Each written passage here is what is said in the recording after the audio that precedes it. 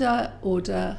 Welcome to this oral evidence session of the Education Select Committee. In our session this morning, we are hearing about reading for pleasure. This is the first oral evidence session in our inquiry on reading for pleasure, in which we are exploring why we've seen such a decline in the numbers of children who are choosing to read in their spare time, and what we can do to reverse that trend. So I'm really pleased to welcome today witnesses who are academics with different types of specialism in this field, and if I can ask each of you to introduce yourselves briefly to us, please, starting with Professor Ricketts.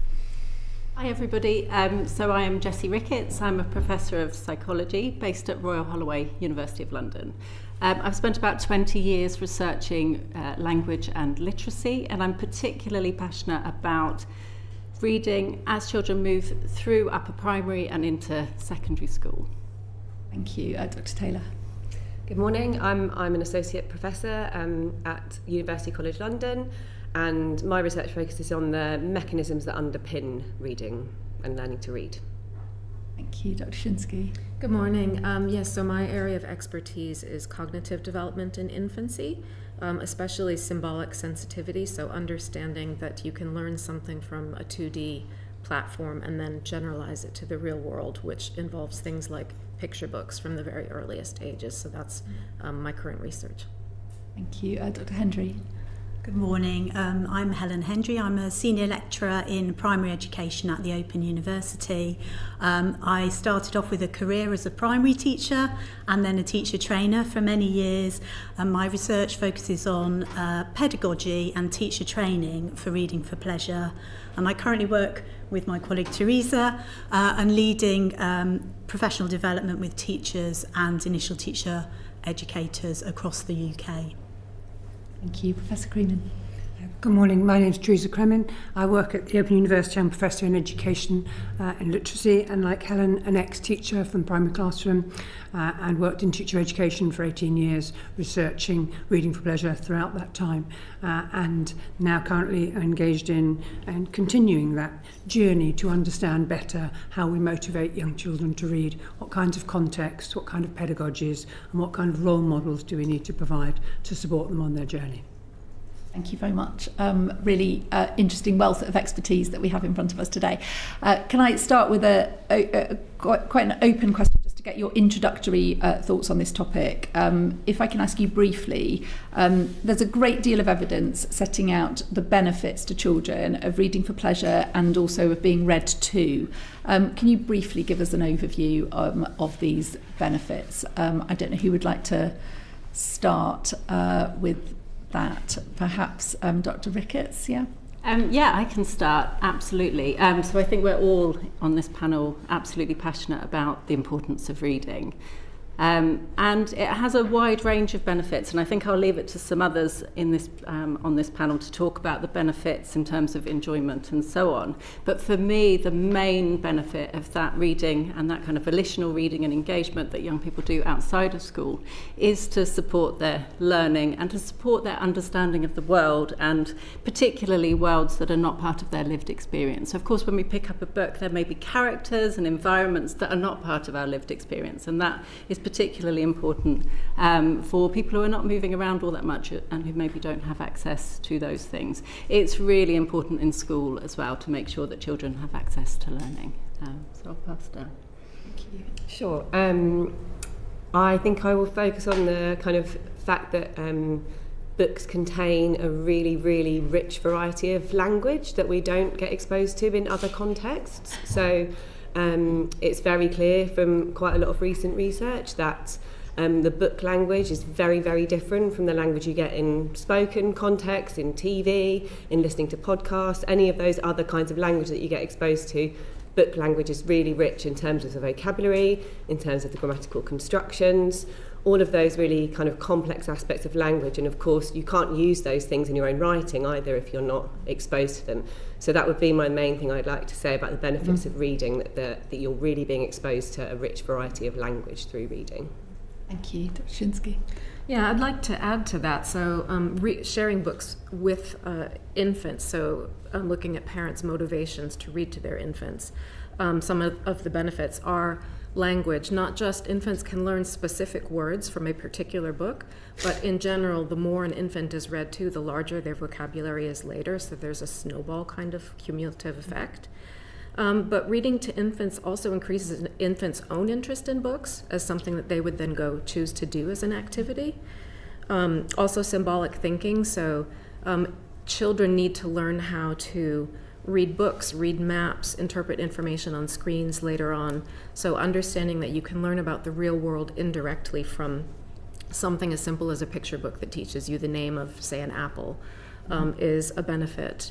But one I'd also like to highlight is in terms of relationships. So reading for pleasure with infants can be a bonding experience for parents and infants, especially if you need some quiet downtime before bed, for example.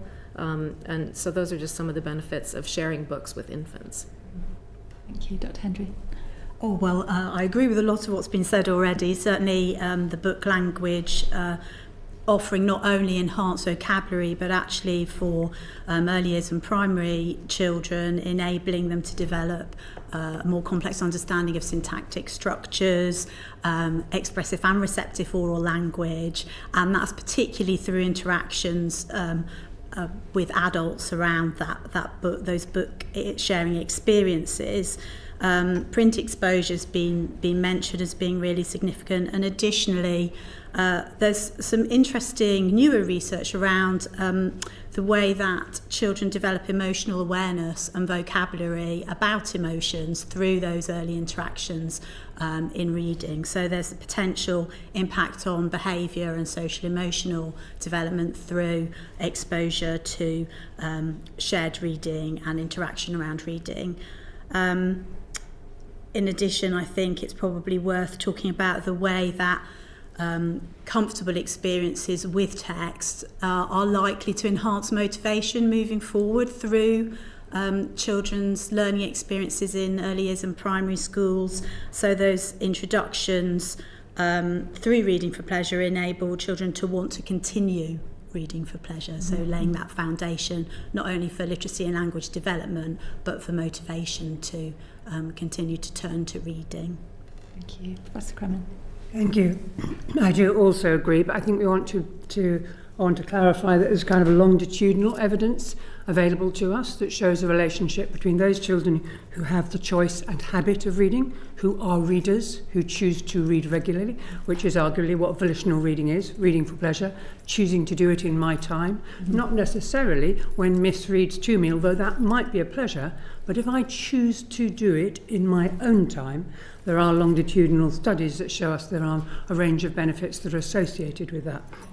And they include what colleagues have mentioned with regard to vocabulary and enhanced psychological well-being, that sense of academic grit, determination, but much, potentially at least as powerfully, the choice and habit is associated with richer reading comprehension and wider attainment. Not only that, but enhanced cognitive growth, development of empathy and potentially pro-social action, awareness of the consequence of my empathetic response to a particular text I'm reading. And there's very strong evidence too that our keen readers, those children who choose to read, have richer vocabulary, both spoken and written. So their writing is enhanced. So we have a wide range here of benefits that show the power and potential of being a reader, choosing to read in my time. That's not reading, that's being a reader. Let's make that really clear distinction. The OECD describe a proxy for reading for pleasure. They describe it as reader engagement, and that has 4 strands. One is interest and enjoyment. The second is a sense of control. I'm in charge. I'm the reader. Yeah? The third would be frequent and diverse reading practices. So I read a lot. I read what I want to read, not what you want me to read, but what I want to read, and involvement in the social dimension of reading. So I think we want to distinguish between reading, because reading can give you, no rudeness to colleagues, the skills and some of the language, but being a reader has consequences. Yeah? And that is, of course, correlational, not causational evidence, but it's hugely corroborated. Right from when Pisa and Pearl started, academics and researchers could mine the data on children's attitudes to reading and their engagement in reading under the definition that I've given, and then the consequences. So we can see many, many studies right across time, as well as longitudinal studies that show if you're an early childhood reader and you choose to read, then there will be different consequences for you, benefits associated for you. And I think that's why we're here, really, because that is the rationale, the underpinning research. And what I'd want to say at the outset here is this isn't about whether children can read, it's about whether children do read. And we have millions of children, because we've been successful in this country, who can read, but not as many millions who choose to do so. Thank you. So we're going to explore all of these themes in a bit more depth. I'm going to pass to Darren now to ask our next question. Good morning. A clear, long list of wide-ranging desirable benefits. What is it specifically about reading that secures those benefits as compared to other activities that children might be doing? Social interaction, playing games, being with friends and family, physical activity, even watching TV and so on. I mean, Dr. Taylor, you mentioned one of the benefits around the kind of the breadth of vocabulary and the richness of the vocabulary. What are some of the other things that reading specifically can do in pursuit of those benefits? Do you want to start with Dr. Taylor, and then if there is anything that others I won't repeat the point I made already. Yeah. So there's definitely evidence that the language that's in TV specifically isn't the same as the language that's in books. So we also, I've been thinking about, people might be thinking about audiobooks as a kind of alternative to reading books. And of course, audiobooks will contain all of that rich language structures and vocabulary that reading books does as well. But audiobooks are not always an easy alternative for everybody. So even listening to an audiobook can also be really hard for somebody. If they find reading difficult, they're likely to also find listening to an audiobook difficult. Not in every case, but verbal memory can be challenging for people who struggle with reading. So it wouldn't always be obvious that an audiobook would be an easy alternative to reading. And reading also offers something that listening doesn't, which is the concrete form of the words on the page, so that you can look back and check things that you have missed or you've not understood. And there's huge evidence from eye movement research that we all do this all the time when we read. We don't just read linearly, we read and we go back when we miss something, and we're doing it in every single sentence that we read. So it's not just when we're really misunderstanding things, we have to go back. We do it constantly during reading, and you can't do that with listening to language. It's much more challenging. So I think reading offers like the language, but then it can be actually an easier format than listening for many people. And then what was the other point I wanted to make is that I think Jessie also mentioned that being a good reader is really, really necessary in so many contexts, so we can't really avoid it.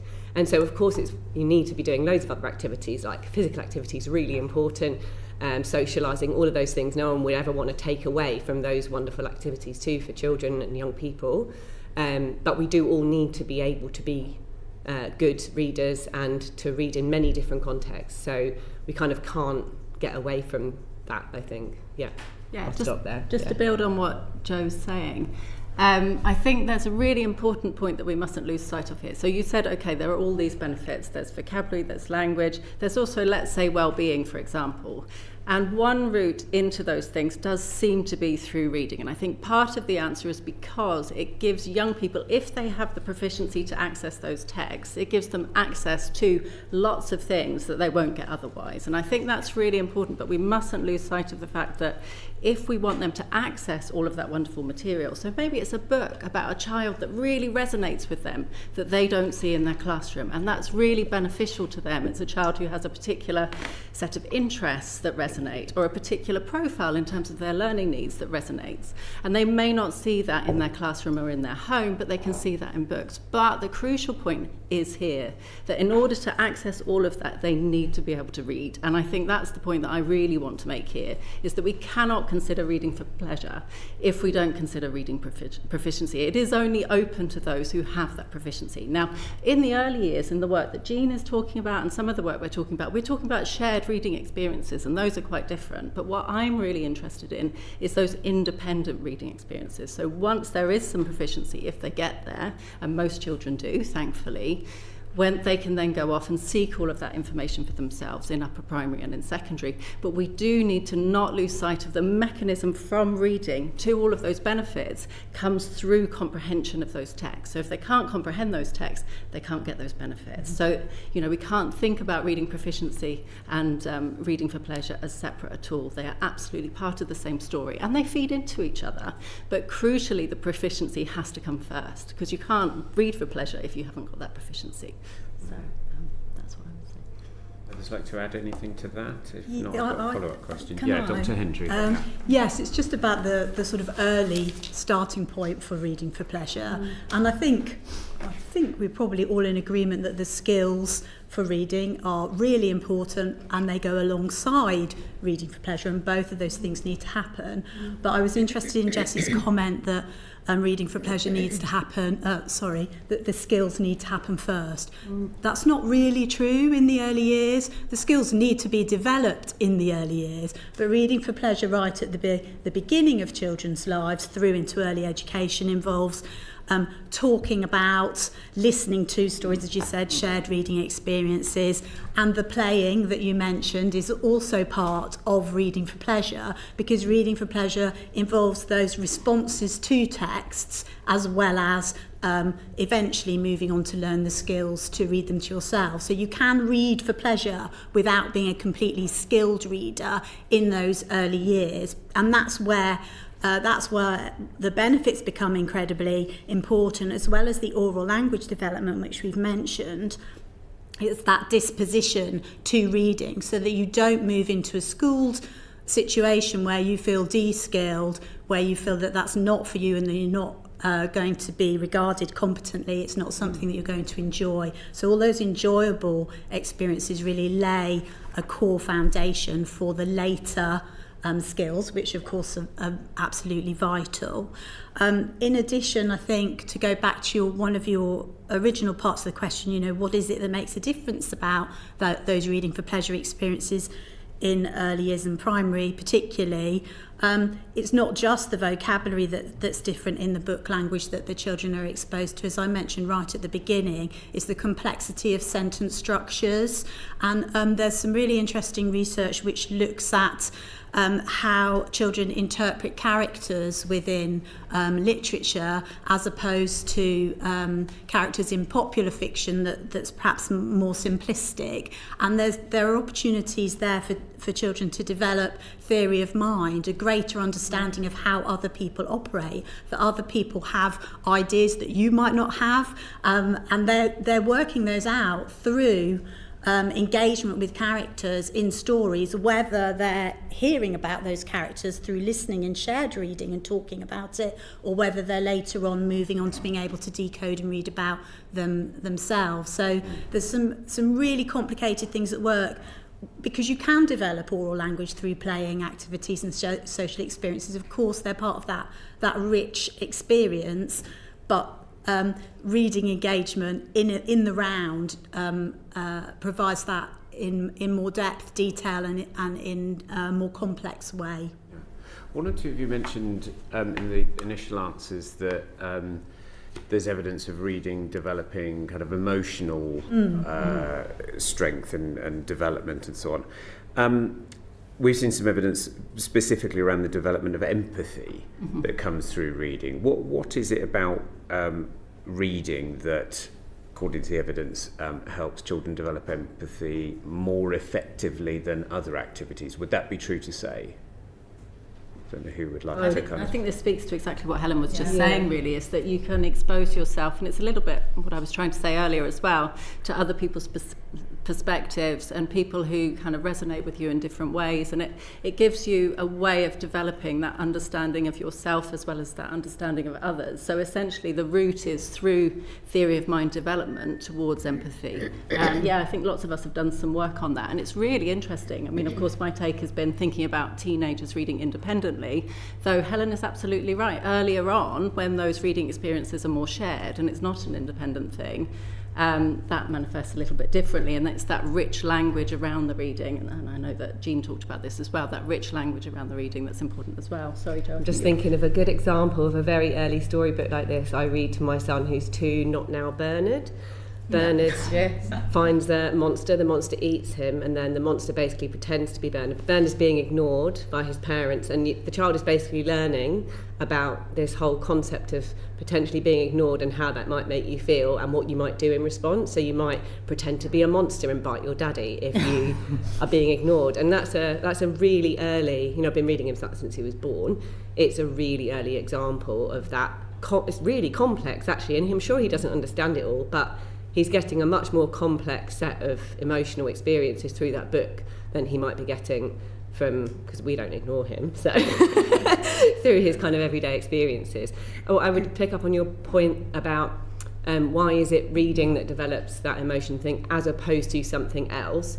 Usually that wouldn't be the comparison. So I imagine there probably haven't been studies where they've said, here's some children, they're going to read, here's some children, they're going to play, and we're going to directly compare their emotional outcomes, right? That kind of study wouldn't have been done because it doesn't feel very nice to make that kind of comparison. It's not a very ethical experiment to do. So instead what these studies will be a long-term kind of follow-up of what's the books and what's the language and what's the emotional experiences in those books, and does that seem to lead to later stronger development of these emotional skills. And they were trying to control for lots of other things, but I imagine that I think we should probably get away from attention of like, is it reading or do we do something else? Or whether I know we have to think about the time children have to spend doing things, but no one necessarily wants to say children should read rather than play.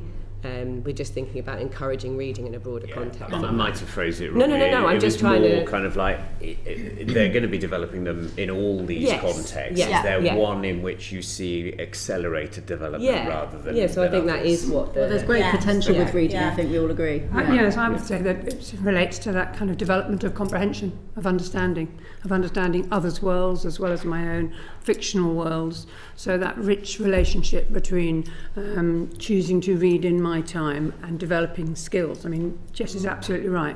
The will and the skill operate bi-directional. They feed each other. I become more skilled as a reader. I choose to read more regularly. Because I'm choosing to read more regularly and finding it enjoyable and I'm succeeding and the stories are great or the non-fiction's fascinating, then I'm moving to develop my skills. So they're really richly mutually reciprocal. And that's what studies show us again and again, that this interplay between the will and the skill is really effective and important. That's great. Something's just occurred to me that we probably should have made clear. Those emotional benefits are in engagement with fiction, which I think is pretty clear from Jo's response. So we're not saying there's lots of other good reasons for reading different kinds of texts, and non-fiction can be really engaging and do all sorts of wonderful things for children's learning. But the social emotional development comes with reading fiction and particularly talking and interacting about what's happening and what you've read. So there's a layer that takes that even further, rather than just, well, I read it and I thought about it, which might happen perhaps in an older age group where you have those reflective skills, but that engagement around it really enhances your social developent. Can I add to that? We're going to need to move on, I think. I'm going to move on to the next question, if that's okay. Well, we'll go to Peter. Thank you. Thank you so much. Dr. Taylor, can you describe what actually happens in a child's brain when they're reading? We're talking about developing cognitive development. How does the actual mechanism behind that work? Yeah, sure. That's a big switch of context. It's a big question. I can definitely talk about that. So in terms of what's happening in a child's brain when they read, obviously when you see a written word on the page, first of all, the bits of your brain that do vision have to process the letters that are in that word. And then the really clear response then is that all the areas of your brain that do spoken, so areas of your brain that are active when you speak and areas of the brain that are active when you listen, they all become engaged. So essentially the process of reading is learning to connect the visual forms of words to spoken language. That is the process of learning to read. So there's lots of evidence that, there's some evidence that in very young children and in older children, that children who activate those spoken language areas more when they read show greater reading proficiency. And that wouldn't be that's a correlation, so that's we're not saying that there's something about the brain changing that's changing their reading, but it's the point is that that activation of those spoken language networks is what's kind of relating to you being a good reader. So what you've got to do when you read is connect written forms to all that kind of spoken language information that you have. So that's kind of what's happening in the brain when we read. What was the other part of your question? Oh, that was it? Okay, fine. Okay. So I think, I just want to emphasise that that kind of the neuroscience evidence really backs up what we know from psychology, that the kind of skills you need in order to be a good reader are to be able to go from the written form to the spoken form. And that's what we're doing with like phonics instruction, right? We're teaching kids to link the letters in a word to the sounds in a word. And that link enables you to then activate all those spoken language areas and knowledge that you need in order to understand the words that you're reading. I'll stop there.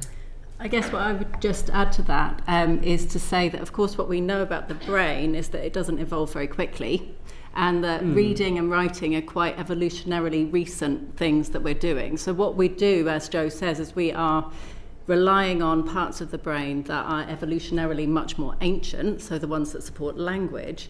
And so actually that tells us something really interesting, as Jo says, about what underpins successful reading, which aligns very well with the theoretical frameworks that we all use, which basically say that reading is about connecting print to sound and being able to read words through phonics or through recognising words and being able to do that fluently, but it's also about comprehension and bringing those things together. And that links in with what we know about the brain, because if we have a language system that is working well in the brain and in terms of our behaviour, then we are in a really good position to learn to read well.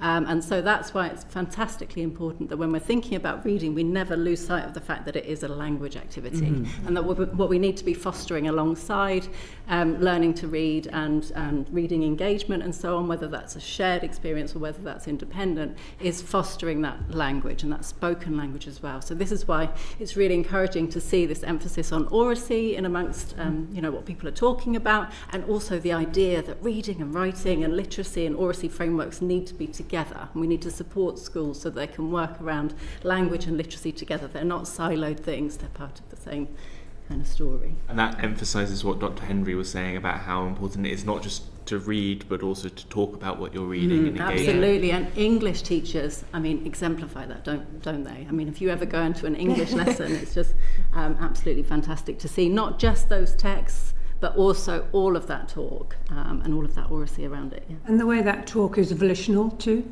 So successful comprehension clearly does involve complex cognitive skills, but it also involves the willingness to make meaning, the willingness to voice my view and to have my view debated by others and to share our perspectives, rather than to have my view questioned and then checked by the teacher. So there's a kind of that interaction is very much a low-key discursive space in which we make meaning together, as Helen described, rather than necessarily a question-answer.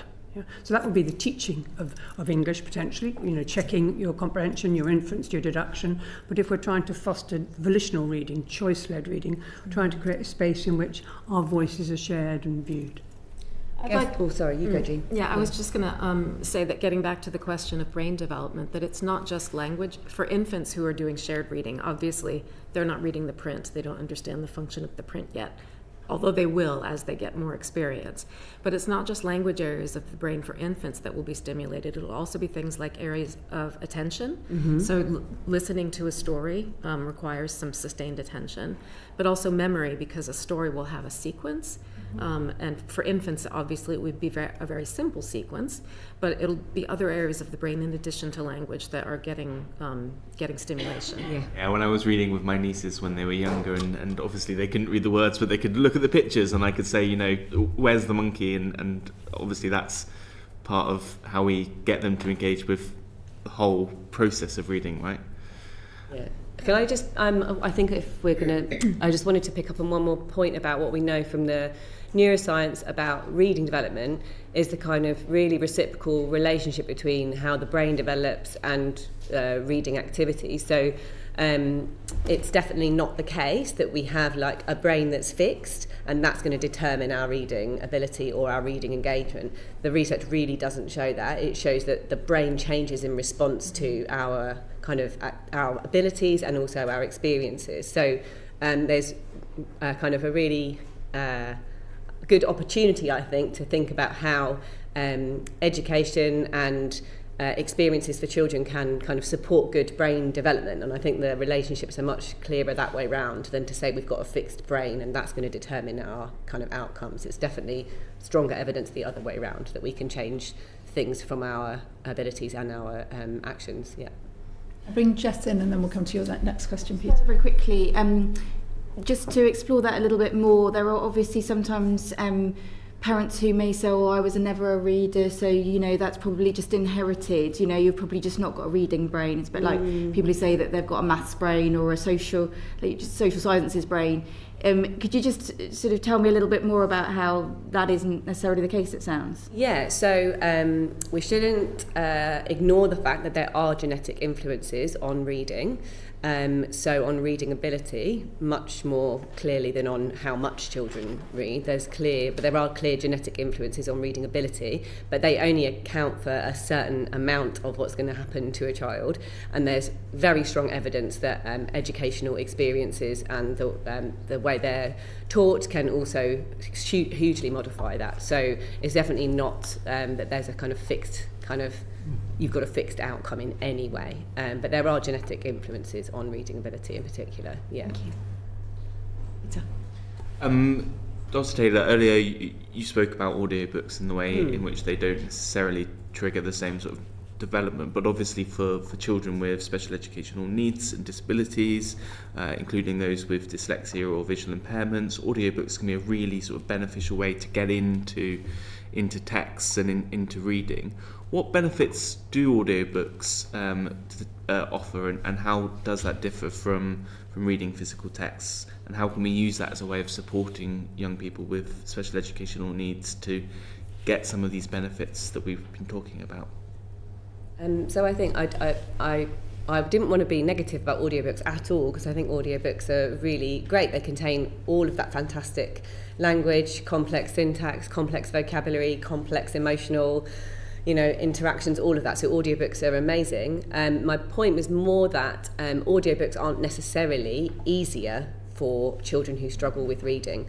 So I think this kind of comes back to thinking about why a child struggles with reading, and Jessie's done lots of work in this space thinking about the aspects of reading that they're struggling with. So if you're a kind of very clear case of dyslexia in the way that we can think about it scientifically, where you've really only got a problem linking the letters to the sounds, that's the kind of very basic way of describing dyslexia, but the kind of core problem might be in learning to link the letters to the sounds, and you don't have any problems with any of your listening or your oral vocabulary stuff, then audiobooks are going to be amazing for you. And I've got numerous examples of people I know where that's the case, and it gives you all of that. But often children who have reading difficulties also struggle with listening and understanding spoken language, and so an audiobook is still going to be challenging for them. And in some cases it might be a good idea to have both of those forms available at the same time, so you might be able to read whilst listening along with it, because then you've got the printed form to kind of be able to refer back to. So my point wasn't that they weren't good, but more just that we've got to think about why they're struggling with reading, and so audiobooks might not always be an easy option for somebody that struggles with reading. Professor Ricketts?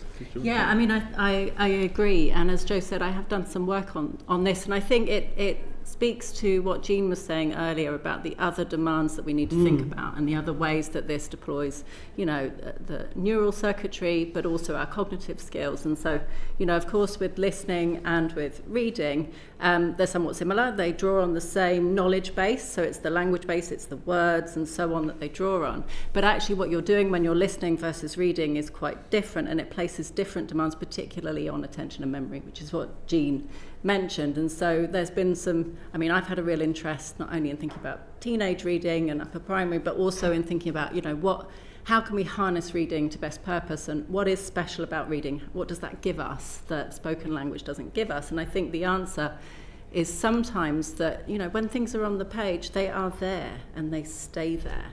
And that you can very, very quickly see how that might reduce the demands on your attention and on your memory. So even if you're approaching that text with slightly less skill than the person sitting next to you in your class, that may still have some benefits for you. So I think Joe's point about we can't assume just because a young person is finding reading a bit tricky, that reading isn't still the best way for them to experience that information. That's something that we can check and probe, and we can think about, what are the barriers to their successful reading.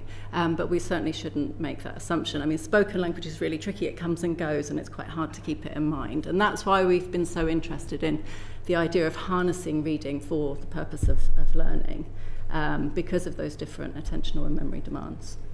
I would also be careful about using audiobooks with very young children as a substitute for reading, face-to-face reading, because children, they don't understand the language that comes out of screens under 2 at all. But even after the age of 2, they need an adult who knows what that child's own experience is to help them interpret the context of what's being read. And I don't know that parents actually use audiobooks very often with young children. But if you've been on any long car journeys, there can be a lifesaver, but let's carry on. Age dependent, I would yes, say. of course. Go to Manuel. Oh, sorry. No, I wasn't going to. Yeah. Okay. Go to Manuel. Thank you. I would like to put on record that before becoming an MP, I used to teach for the Open University. Okay. Thank you. So I want to focus on the printed book in our digital age. How does reading from a digital device differ from reading from a physical book? Who wants to go first? Not my area of expertise, but I would say that there is clearly a great debate in education around what Marianne Wolf called deep reading and surface reading, skimming and scanning. And so we have evidence from various studies that young people who are not accessing complex prose in various forms, whether that's in a picture book, whether that's in a like Not Now Bernard, or whether that's in a novel, it'll still be very complex, and the visuals to go with it. Those young people are developing understanding through sustained stamina, maybe through dialogue, through support by parent, but nonetheless they're sustaining their engagement with the text as well over a longer period of time than one might on a phone or a digital device when you can move to the next piece. Yeah? So there's an argument around developing cognitive patience that we develop through an extended prose, whereas we may not be developing that same kind of cognitive patience and tolerance of complexity when we're skimming and scanning in digital. But then that isn't the case that we always use digital to skim and scan. So it's a complex space, but I think that's all I wanted to offer. Thank you. I have only a little to say about this because it's not a particularly strong area of my research, but the research that I'm acquainted with suggests, and we were talking about this before we came in actually, that the challenge probably lies for the youngest children in where screens might replace interaction. So that is a particular issue. So if there isn't a lot of talk and context going on around interacting on screen and looking at a book together, then you're missing out on a lot of those learning opportunities. So screens may offer some learning benefits for over a certain age range, but certainly in the home there's a danger that they might replace those really rich interactions that we've been talking about already this morning. Thank you. And Dr. Shinskey? Yeah, I'd like to add that there have been studies that have directly compared stories on screens with stories on printed books with the very youngest children. With the very youngest children, there are more distractions. So things like, even if the only difference between the two is that there is a button on the digital book that lets you turn the page, even that causes more distraction than turning the physical page in a physical book. And when parents are sharing a digital book with the child, there's more conversation about there's like meta conversation about what the buttons do, or things like that. And also things like hotspots will distract children from the content that's being read. Even with educational materials. So Jessie and I had a PhD student who taught nursery school children letter sounds from an app from a well-respected educational television producer. And she used exactly the same content in a printed book. So half of the children had the app that taught them some letter sounds. Half of the children shared a book that had exactly the same content, where the experimenter was reading the content instead of a voice reading the content. The children learned more letter sounds from the physical book interaction, but they also showed more enjoyment. There was more smiling, there was more laughing, and there was also more vocal practicing of the sounds themselves. They did that more with the printed book, with the real person, than with the digital book that had exactly the same content. Would you say there are more benefits for young children early years to actually have physical books rather than digital ones? Okay, thank you. And Dr. I don't know very much about this, but I do know that there has been some work trying to bring together the literature from older children and adolescents looking at this, comparing comprehension from written text in a book versus written text on a screen. And there's some evidence that comprehension tends to be better from written text, even in older children as well. But it's not my top area of expertise. I think it is the right question to ask, though, right? So I think it is fantastically important that we are thinking about this now, because what we know about what's happening in schools is that there is access to physical books, but there is also access to a lot of digital materials, and including digital books. I work with hundreds of secondary schools, and there are certainly secondary schools who have very little access to physical books and have a digital library instead. So this is a really pertinent question. This is something we need to really be thinking about. We've heard lots of really important views. I think the research evidence is quite early on this, so that is definitely something to take into consideration. And we don't have the right kind of evidence yet to give you a definitive answer, I don't think, but we need to find those answers. But one reflection that I would have that we haven't really talked about so far is about experience and also about infrastructure in schools, right? So I would say that we do need to keep in mind the experiences that young people are having and what that is doing for them in terms of those reading encounters. So if they have lots of experience of reading physical books, then that will give them that practice with reading physical books, and then it may translate into reading digital books in a certain way. If they have lots of experience of reading digitally, that might look quite different. So what we need to think about is the kind of experience that young people have when they come to the task of that kind of particular learning task with that text in that format. And also just remember that young people are very, very variable. If we know anything about reading, about proficiency, about engagement, it's incredibly variable. It's variable in young children, it's hugely variable in teenagers. So those would just be my quick reflections on that. We need to think about the situation in schools, which is that there's a lot of digital reading happening because it is cheaper to buy digital libraries than it is to buy real libraries. So that's something we need to be really careful about. It is really welcome, of course, to see a lot of emphasis in trying to make sure that young people have access to school libraries and local libraries at the moment. We've got the National Year of Reading, so there's a lot of wonderful work happening at the moment. But we do need to remember that, you know, maybe 10 years ago when that work was being done, children had done very little digital reading. If we did it now, they have done a lot more digital reading. So we do need to think about their experience and the variability in their knowledge and skills. And also that their parents will be doing more digital reading with Generation Z. Yeah, I was just going to add something that came to me. I've been reading some grey literature, not peer-reviewed research that's coming out from parents recently, and there's some large surveys. One's got 1,000, one's a couple of thousand parent responses. Oh, actually, sorry, the 1,000 is teachers, and their concern is that children are arriving in reception and swiping physical books, which you may have seen. I think it's been kind of picked up on the media because it's something interesting. conversely to the secondary school experience, there's not going to be digital libraries in primary and early years classrooms. So children are in this space where there's that transition. So you might be doing lots of digital reading at home or swiping on your iPad with your parents, and then you go into the school context, and of course there are iPads in early years classrooms, and they are used sometimes for some things, but there's a disconnect between home experience and school experience there, which can only serve to be a challenge for children making that adaptation, and a challenge for the teachers in supporting their learning. So as and Jessie likely says, to be massively different across the socioeconomic status spectrum. Yes, as well, exactly. Right? So you've got disadvantage that's then compounded by difference when they get to school with a new environment.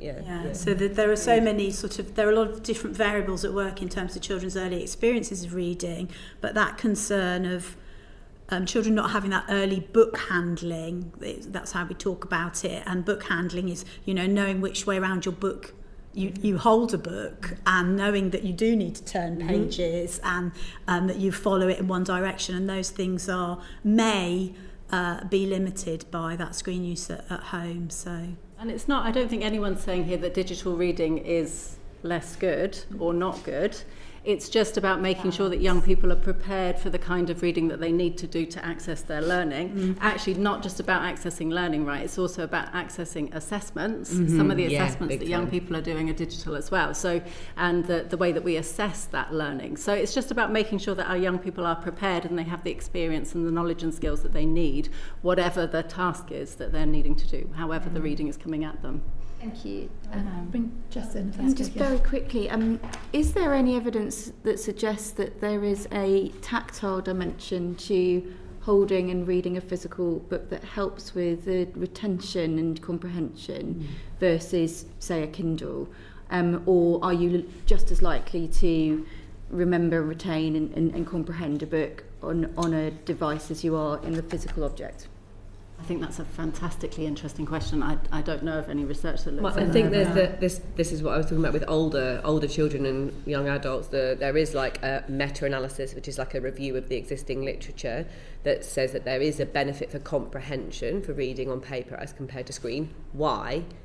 There's not that evidence, so I don't know if it's about the physicality or the touching or whatever. I'd imagine that effect is really strong in young children, though, right? The sort of physical interaction type thing. Physical interaction with books is for infants. It can increase their engagement. There isn't any research on whether it improves their retention or learning of whatever the content of the book might be.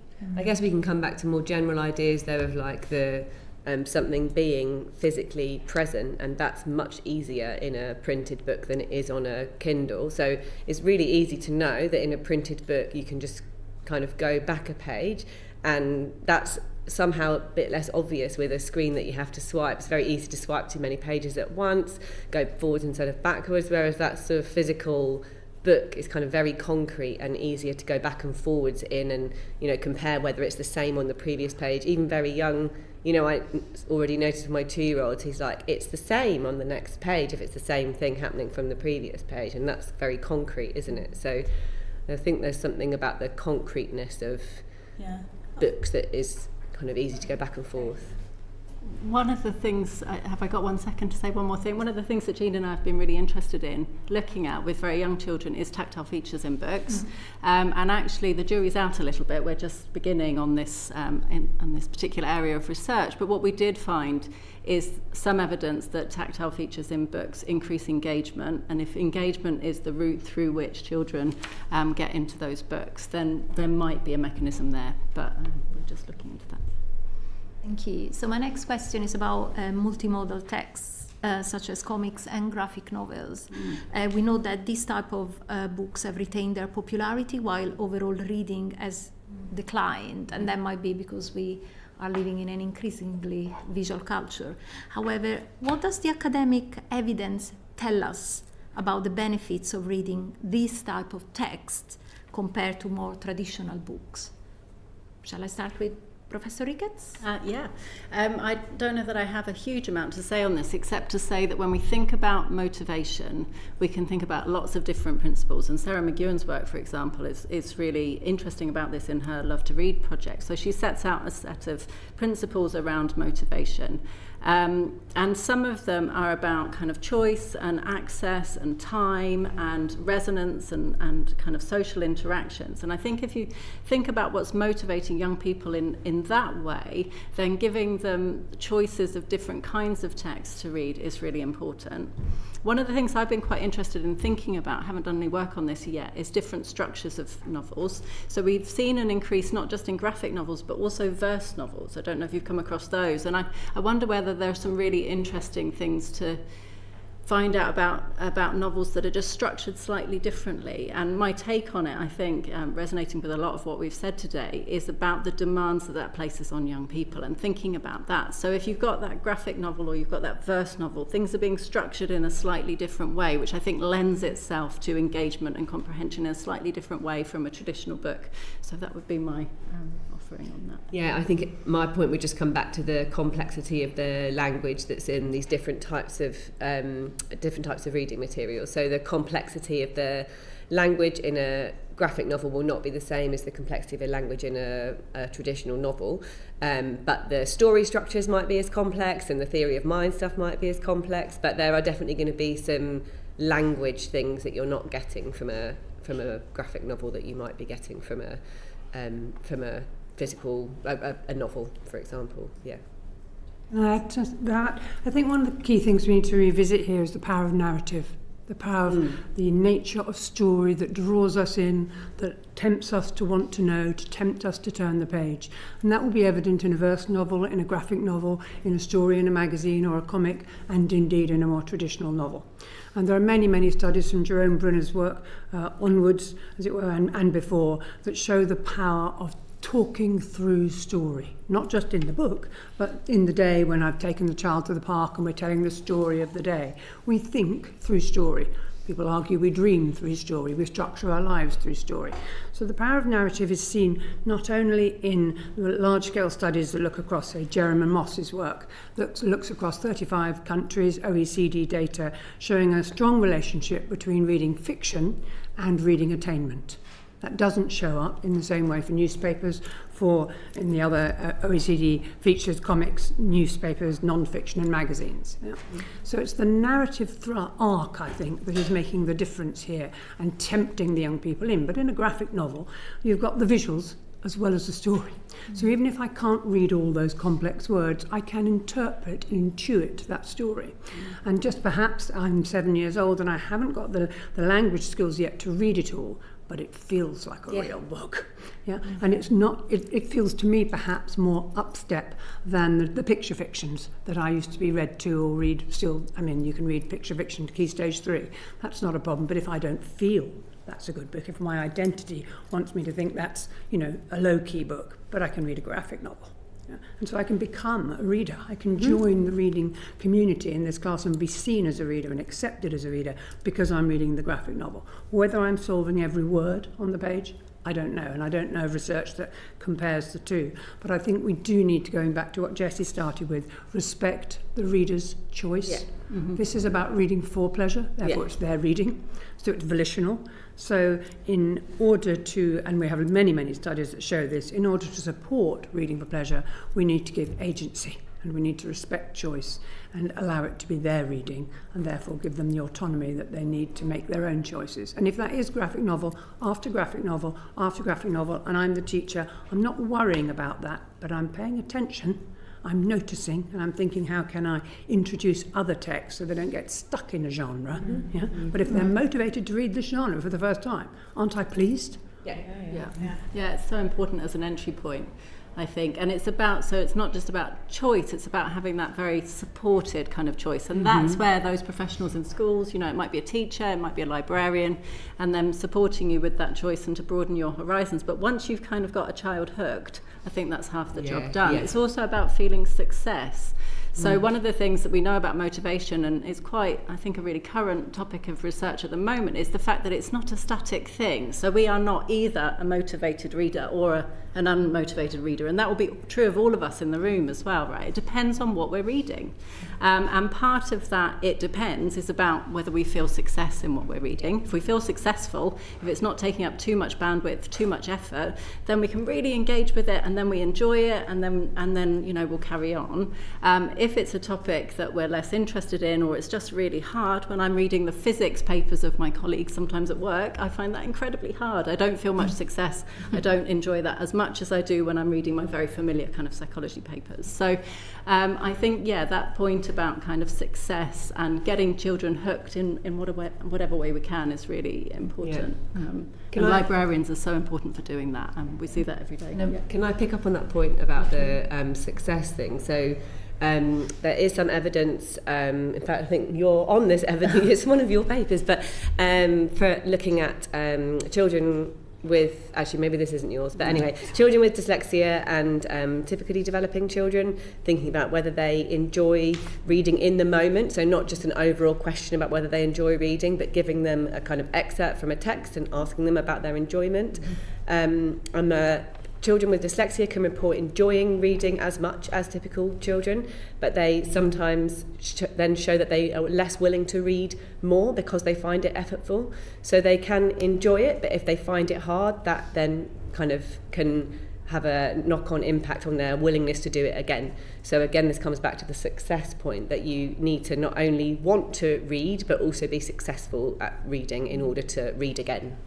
Thank you. Jess? Thank you so much. We hear that there's been a 36% decrease in children who enjoy reading in their spare time since 2005. How important is reading ability in motivating children to read for pleasure compared with other factors? I know we've discussed this a little bit, so we don't have to go too much into it, but I wondered who might want to take that forward.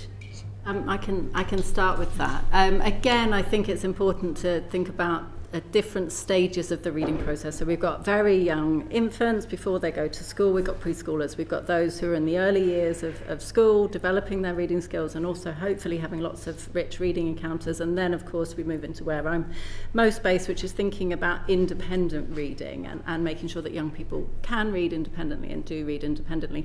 There, what I would say is that proficiency is fantastically important. Like, it's the access point. So what we want is young people to get into this wonderful virtuous circle of feeling success in their reading, being good at reading, then reading more, and then practicing that reading skill so that they get better at reading. So that's where we want everyone to be.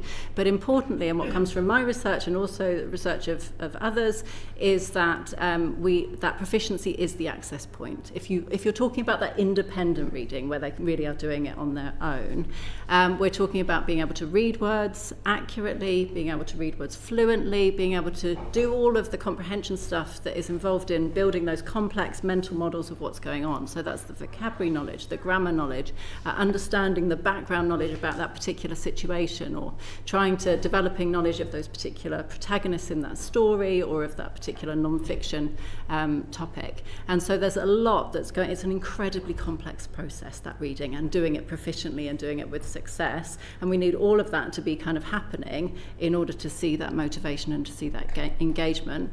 Just two more points very quickly before I pass on then. I guess what I would say is that proficiency in children and teenagers is incredibly variable. It's hugely, hugely variable, as I've said. There are also quite high levels of need as we move through upper primary and into secondary school. So we know that that's the situation. So that is something that we need to think about if we want to increase access and increase motivation and increase engagement. Then we need to be mindful of the fact that proficiency is incredibly variable, and that is a challenge for any teacher in any classroom to try and negotiate all of that. It's a challenge when children go home, and we're hoping that they will read of their own volition as well. Just the final point I want to make then is just this point about motivation not being a fixed thing, and I think we do need to keep that in mind, that it will vary according to what children are reading and what the context and the text is. And when we think about the reading process, we need to remember it's the child or the reader, adult reader it could be, and the knowledge and skills and background knowledge and so on that they bring to the task, but also the complexity of the text that they face. And all of that together is going to determine the success and proficiency and also the engagement as well. Thank you. I wonder whether I could come to Professor Cremin. Yeah. We know that there are often motivating factors used with children, such as reward targets, competitions to encourage them to read. Just wondering, whether that's a positive or a negative benefit in terms of overall pleasure in reading. I think the research evidence is pretty clear that intrinsic motivation, reading because I'm personally involved, I'm invested in it, I'm curious, I'm setting myself some personal challenges, for example, because I want to find out more about, that's much more closely associated with reading for pleasure, volitional reading, than is extrinsic motivation. Mm-hmm. We see that commonly across multiple studies in different countries. And the challenge of extrinsic motivation, reading for other reasons, reading for rewards, for recognition perhaps, for praise in the classroom. The challenge of that is there's often a kind of uptick and a pick-up. I want to be part of this competition. I want to win the competition. But then when I realise that the peers in my classroom are rather more skilled than me, then I begin to fade away. And of course that initial piece of motivation is dissipated over time. Study after study show that. But it is a complex piece because you can be extrinsically motivated to read something that then becomes intrinsically engaging. Mm-hmm. So it's not, black and white or, extreme in one direction or the other. It's a complex relationship and it depends on the measures that are used in different studies. I think I want to introduce another strand here, though. I think there is evidence that young people are also socially motivated to read. They're motivated for relational reasons.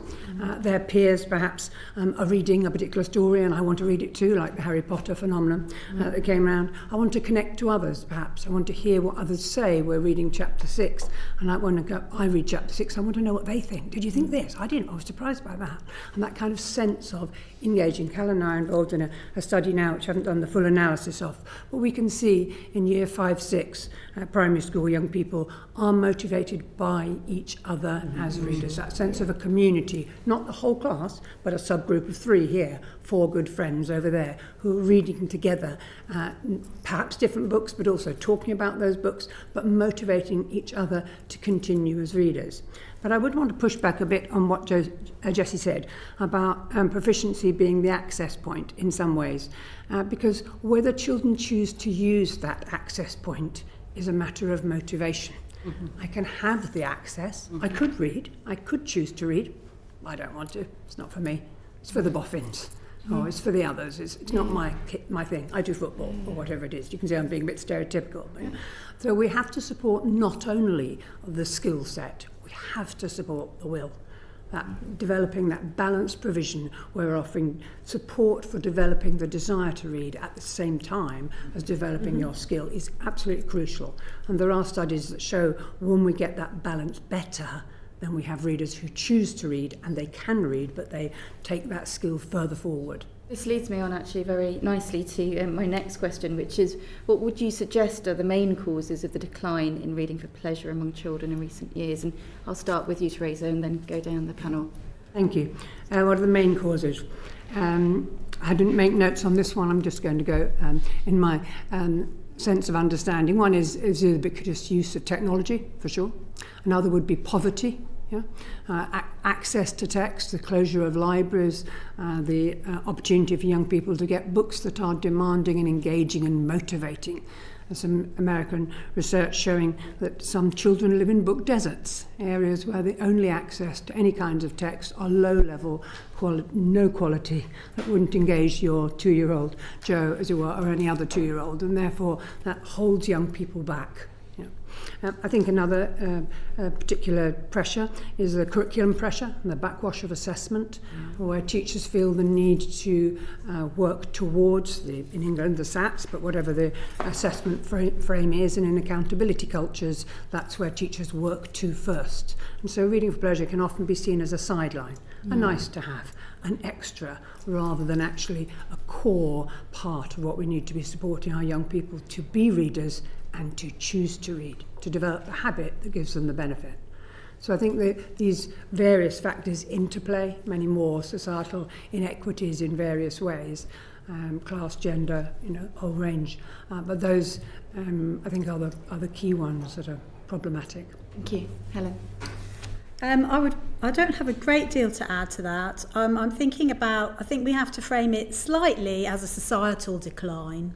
So we do know that there's research about adults not choosing to read, particularly coming out recently. And so that's something that's been going on now for a really long time. And then, of course, there's the impact on, Teresa already mentioned, assessment and curriculum. But if we think about our teaching profession, they are part of that adult societal group whose habits have changed and whose own knowledge of reading and engagement in reading has shifted over time. So there may be influential factors in that. And I'm not saying that there's a direct piece of research which says that's the reason, but they are things that we know in other pieces of research have influence on what's going on in classrooms and how teachers are prepared to support reading for pleasure. So I think that's probably my contribution to add to that list. Thank you. I would like to maybe add a qualification to Professor Cremin's point about screens. So I think there might be some evidence that reading motivation was in decline even before the most recent surge in tablets or phones for toddlers. So shared reading with infants has been declining as well as in adults and children. But some of the reasons are parental beliefs that is a school activity or an educational activity. It's not something we do for fun at home or for pleasure. Parents themselves, if they don't enjoy reading, they are going to be less likely to read to their child, or if they had negative reading experiences when they were school age, they might not feel confident about sharing books with their child. And stress is also just a number one factor of why parents say they don't read to their children more often, even though they value it and they know it's a good thing to do. It's lack of time, and if you're stressed and your child is stressed and it's bedtime, sometimes a screen is a lower effort thing than sharing a book. I think we probably all know that we don't know the answer to that question. There is not a kind of definitive piece of research that's going to tell us the answer to that question. So I think all of these points are really valid.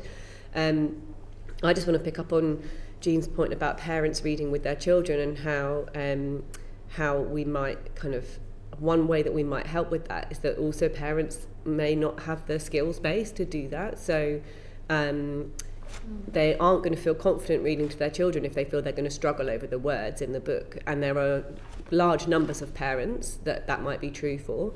And there is some evidence that upskilling parents, so giving them the kind of letter sound knowledge and the decoding ability and the vocabulary, helping them with their vocabulary, can help increase their confidence in the amount that they read with their child. All parents they think it's important and they want to do it, but some of them just don't have the time and too stressed, but also maybe don't have the skills. So that can also be a cause of parents not reading with their children, that they don't have the skills to do that, or they feel they don't. Yeah. And that might be more common in multilingual households as well, if they don't feel they have the skills in whatever the languages that the child is learning or speaking at school. They worry about doing the accents properly or not being able to read properly. Yeah, and there's lots of evidence that they should just be reading in their home language, right? That is super important and really good. Parents should not be feeling that they only have to read in the language of school. They shouldn't see it as a school thing. They're reading with their kids in their home language, in books in their home language, which might not always exist, in which case talking with them. But reading in their home language is also equally important, probably more important. Yeah. Okay, Jessie? Just two things quickly. I think these are all really important points. I agree with Jo, we don't have a definitive answer to this. So it is a really important question. I think we can interrogate the decline in just thinking about what kind of reading are we talking about and what are children saying. I assume we're talking about evidence where young people are reporting that they read less than their equivalents did some time ago. And I guess we need to think about the way that they are conceptualising reading. It slightly relates to Jeanne's point about, is it a school thing, is it a home thing? I wonder whether young people increasingly feel themselves that reading, in that very traditional sense of reading books perhaps, is a thing that's associated with schools. And in fact, they're doing a lot of reading that doesn't feed into their responses to those questions, because the kind of reading is not what they think we're asking about. So I guess we do need to try, in thinking about this question, to get our heads around where young people are coming from. And we've been trying to do this recently. So we've done a project recently where we're very much trying to engage with young people to empower them to ask their friends why they don't read and what they think about reading. And we found out some quite interesting things by doing things that way. I think sometimes if you ask children yourself, they give you a mixture of what they think, but also what they think you want to hear, or they're trying to work out, what are they asking me? Is it their framing of reading? Is it our framing of reading? So there's quite a lot going on in that situation. And so we've tried to kind of get away from that by empowering young people to be the researchers themselves, to work with their peers to try and understand the answer to this question. And we're going to be continuing that work. But a couple of really useful insights that's come already is that one thing that young people say is they don't see it as a social activity. Now, we know that this is teenagers, and we know that teenagers are very, very governed by their peers. We know that from a lot of the developmental neuroscience evidence that's out there, as well as other evidence, that young people are very, very guided by what their peers think and what their peers say, especially teenagers. And what they said to us was that they don't see reading as a social activity, and so they feel it's somewhat selfish. That's one of the things that they said, and it's a kind of internal thing. Now, that might be a really interesting thing to unpack in this decline. So there's something about how are we framing reading, and are young people thinking of reading in the same way that we're thinking about reading? And that's about interrogating that decline, I would say. And is it a real decline, or is it an apparent decline? I think the jury perhaps is somewhat out. It depends a little bit on how we define things, I think. But one thing that we could be doing more is asking young people themselves. Yeah. Right, thank you. That's 8 to 18-year-olds, so not just teenagers. Yeah. But also it's about those who said that they enjoyed reading in their free time. Yes. So to try to make that distinction between school. Yeah. It also might be worth picking up on whether young children, what they count as free time, and whether there's been a decline in free time. So that might be something to investigate in thinking about that question. So maybe they're not reading as much because they don't feel that they have as much free time. Can I just check whether there is any evidence that reading time is being replaced by time on screens in any of your research? Not in my research, but as I was saying, some of those kind of parent reports of what's going on in the home, those large-scale surveys, which are grey literature, that suggests the case, but no, not in our own research. Just a very final point. You mentioned the curriculum pressures. Is there any evidence that the actual curriculum, in terms of particularly over-focus on grammar, can diminish a love of reading into something that is so much about the analysis of the work that may detract from just that kind of love of just reading the story to understand the narrative and the characters? Is there any... There's no evidence that I know of in that regard. Curriculum per se is very rarely studied. It will be studied within context of a particular school who would enact a curriculum differently from the school, 20 yards away down the road. So the way in which each school creates a curriculum, makes that curriculum manifest, will be very different, even if it's a national curriculum. I mean, reading for pleasure, volitional reading, choosing to read in your time, has been mandated in our national curriculum since 2013. Yeah, and here we are, 2026, exploring it, and that's fabulous. I'm delighted it was mandated, but it doesn't mean it's suddenly delivered. There's a difference between, policy, curriculum, and then enactment at a local level. But I think one of the things we want to remind ourselves here, and I was linking it to Jessie talking about identities and young people's the peer identities, is how children see themselves as readers matters. My sense of self-efficacy as a reader, I feel good about myself as a reader. There are studies that show that those young people who do feel successful and are successful as readers, they tend to be more intrinsically motivated. And that intrinsic motivation is related to my self-efficacy and to reading attainment. So again, we revisit that sense that if I desire to read and I feel good about myself, or at least if I feel good about myself as a reader, I choose to read, then I develop my skills as a reader. So it's that kind of revisitation.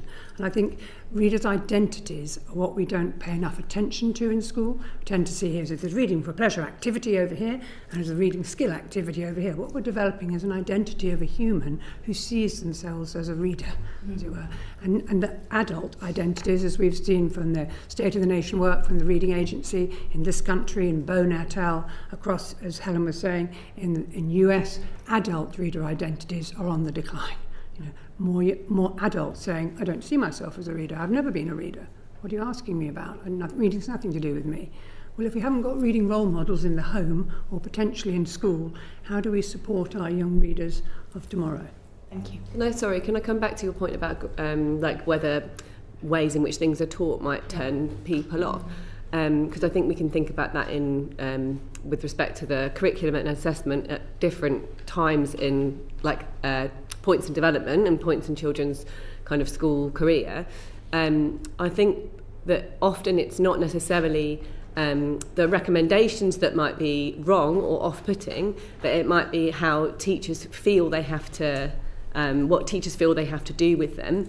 So there are ways of teaching grammar and syntax and all of that stuff and getting children to understand that stuff that's actually really rewarding and really enriching and enables children to use those complex constructions in their own writing, and they enjoy that. But it can be taught in different ways, right? So it might not be the recommendation that's wrong, but about giving teachers more information about how they might teach that thing. And some teachers will feel really confident about that, and some teachers will feel less confident. And we can see the same thing when we're thinking about like phonics in very early assessment. That is certainly not by definition in any way a turn off, and it's usually taught extremely well. But when teachers feel under pressure about assessment, they might then devalue other things. So I think we kind of need to think about the recommendations, but then how they're interpreted in schools and how they're enacted might not be always the same. Yeah. Thank you. And we'll go to Darren now. Thank you. Thank you. We're going to move on to think about best practice in early years settings and schools. And my initial question is to Dr. Hendry on this.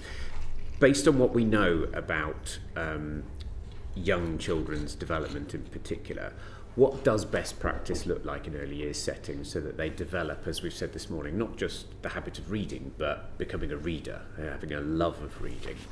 How do they achieve that best? Okay, so I'm going to take phonics and skills teaching as a given in the curriculum. So I'm really focusing on that reading for pleasure and the best practice in developing children's choice to read and them wanting to be involved in book-related activities. And there's quite a strong consensus across the research that one of the things that we've been talking about already this morning, interactive shared reading and an approach that's referred to as dialogic reading, is absolutely core, and that's really some of the things that you'll have experienced as family members in terms of talking about sharing text together, but it's characterised by active participation by the children, so it's not strongly teacher-led. It's not just hearing stories that are read aloud to you, although that has its place. It involves encouraging children to share pictures, talk about words,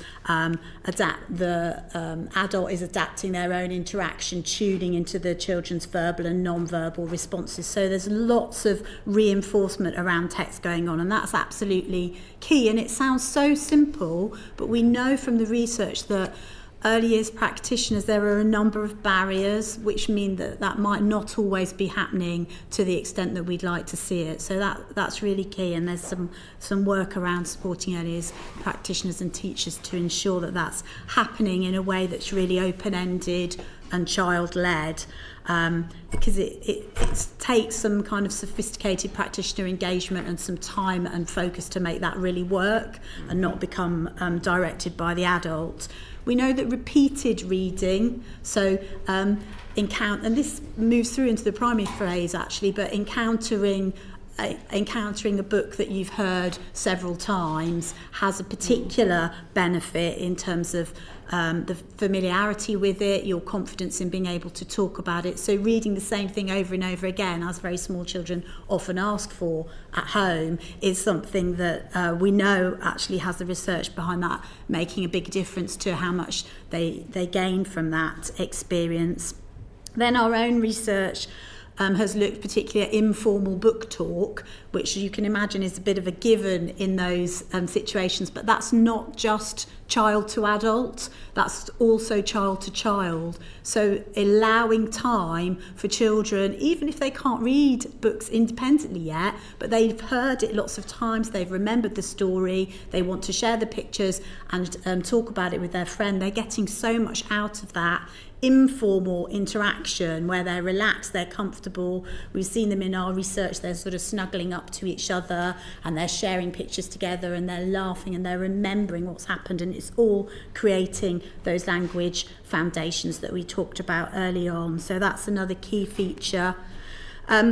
The warm, positive relationships between practitioners and children, again, it sounds simple and a given, but it isn't necessarily. And actually there's a really interesting piece of research with 820 children involved in this, where they looked at how the relationship that practitioners had in the classroom around reading and how children felt about themselves as readers, and they could see a real shift in self-concept and motivation to read between kindergarten and the following year. So there's some very interesting subtleties that are going on within those early reading interactions which need to happen. And I think two more, I'm sure that we could be here all day, but two more key things. Playful interaction. So you mentioned play, I think, earlier on. That idea that practitioners need to know and need to support children to respond to text with their whole bodies. And there's some really interesting early years research around not just copying gestures that adults are doing, but responding in your own way to a text enables you to remember it, enjoy it, and get more out of that experience, because children learn with their whole bodies at that point in their development. It's fascinating stuff. So playful and embodied responses to text, going away and playing the story, allow them to really get into what's happened and learn much more from it. And the last thing I'd say is that adults in best practice in earlier settings need to monitor and respond to that engagement. So some of it's responding in the moment, that spontaneous reflection on practice and noticing what the children are doing, but also, and this is when you move in, through earlier settings into the early stage of primary school, noticing children's interactions with each other, noting down what they've been interested in, what's motivating them to read, and building on that. So seeing reading for pleasure as a space where you are engaging with formative assessment that's informing your practice in the way that you would in any other subject discipline. And I think that's sometimes where things have sort of fallen down, where there's this idea that it's just something nice that children are doing, but it could be dramatically enhanced if just a little bit more kind of serious attention was paid to it, and so there was some further support for practitioners of how to do that. And on that specific point, would you say that the early years workforce in the country at the moment has the right knowledge and the right training to be able to deliver those approaches that you've just described? Yeah, it's a very mixed picture.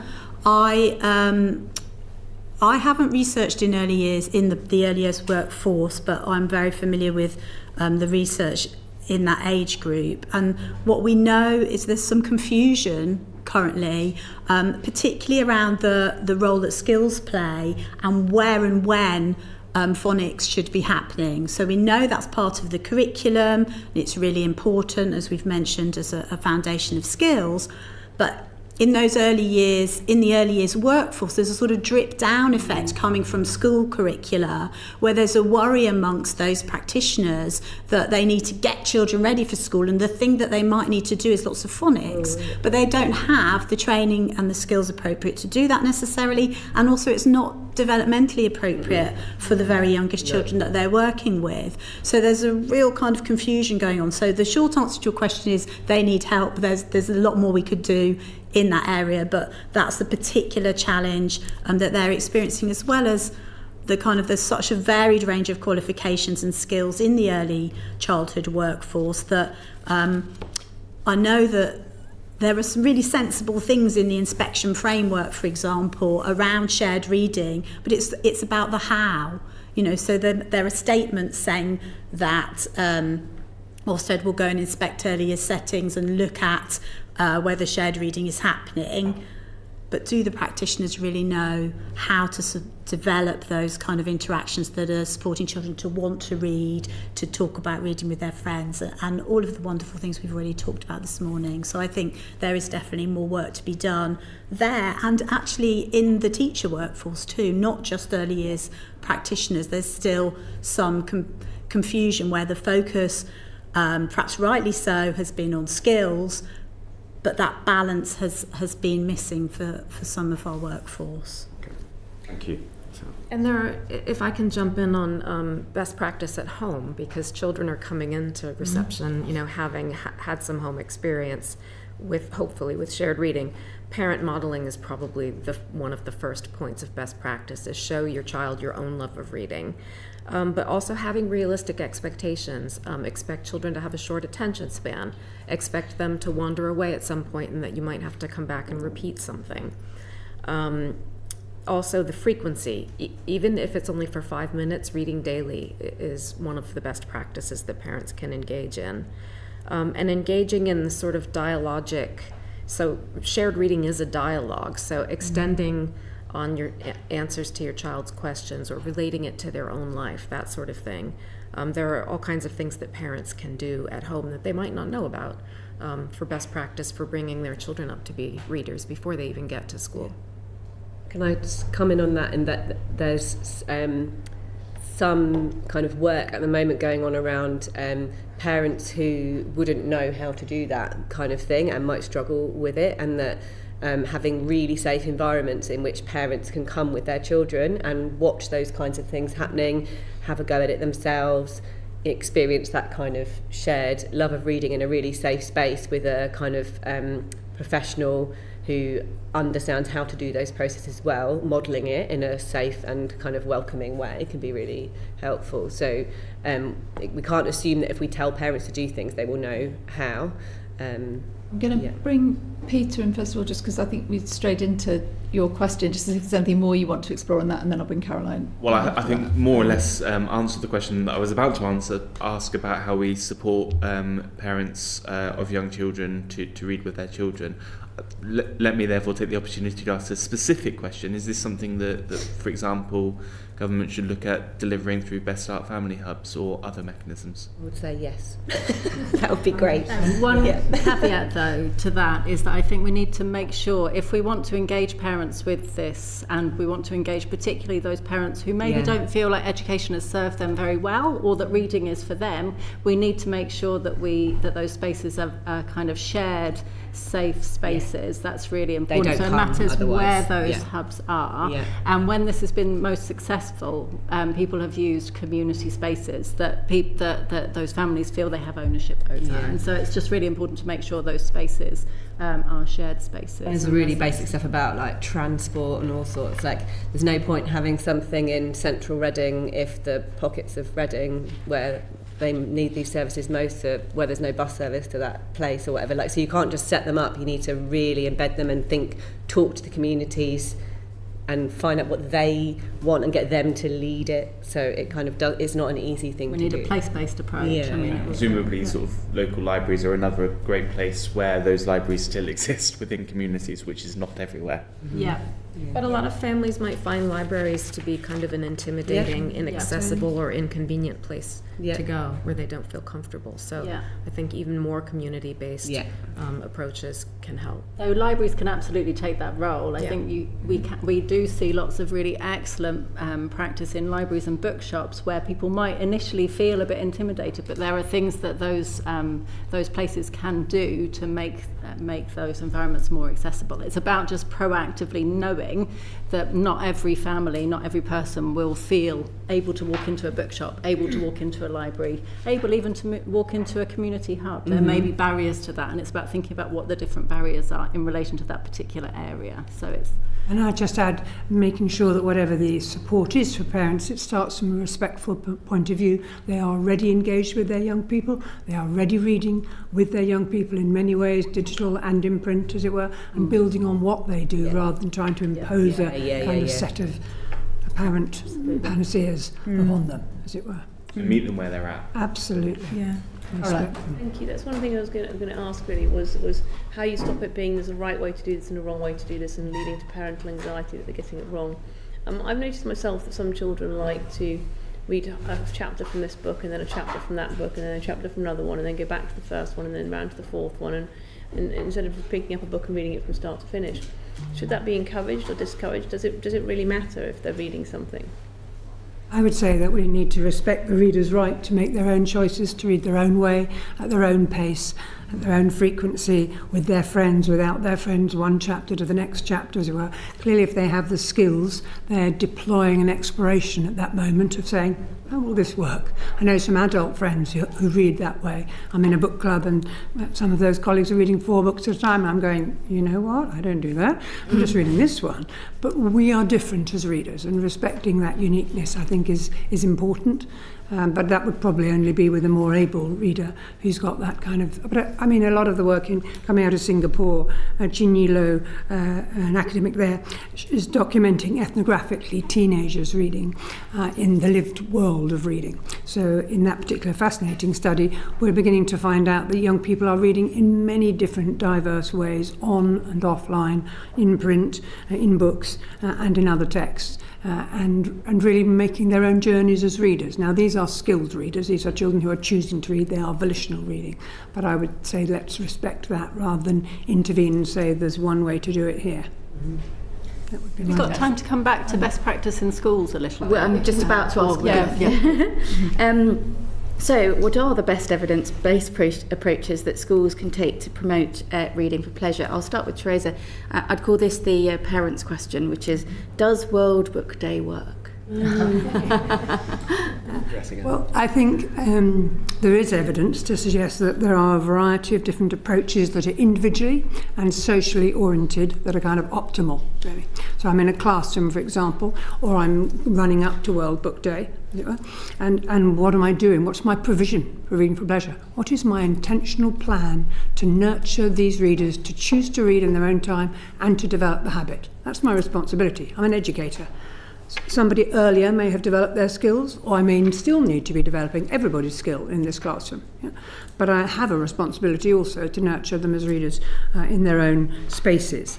So I would suggest, going back to what Helen was connecting to, that those individually and socially oriented approaches are hugely influenced by the responsive involvement of the adult, who's mediating those practices, as it were, who's planning intentionally to support the individuals who are finding reading challenging. They need more skill support.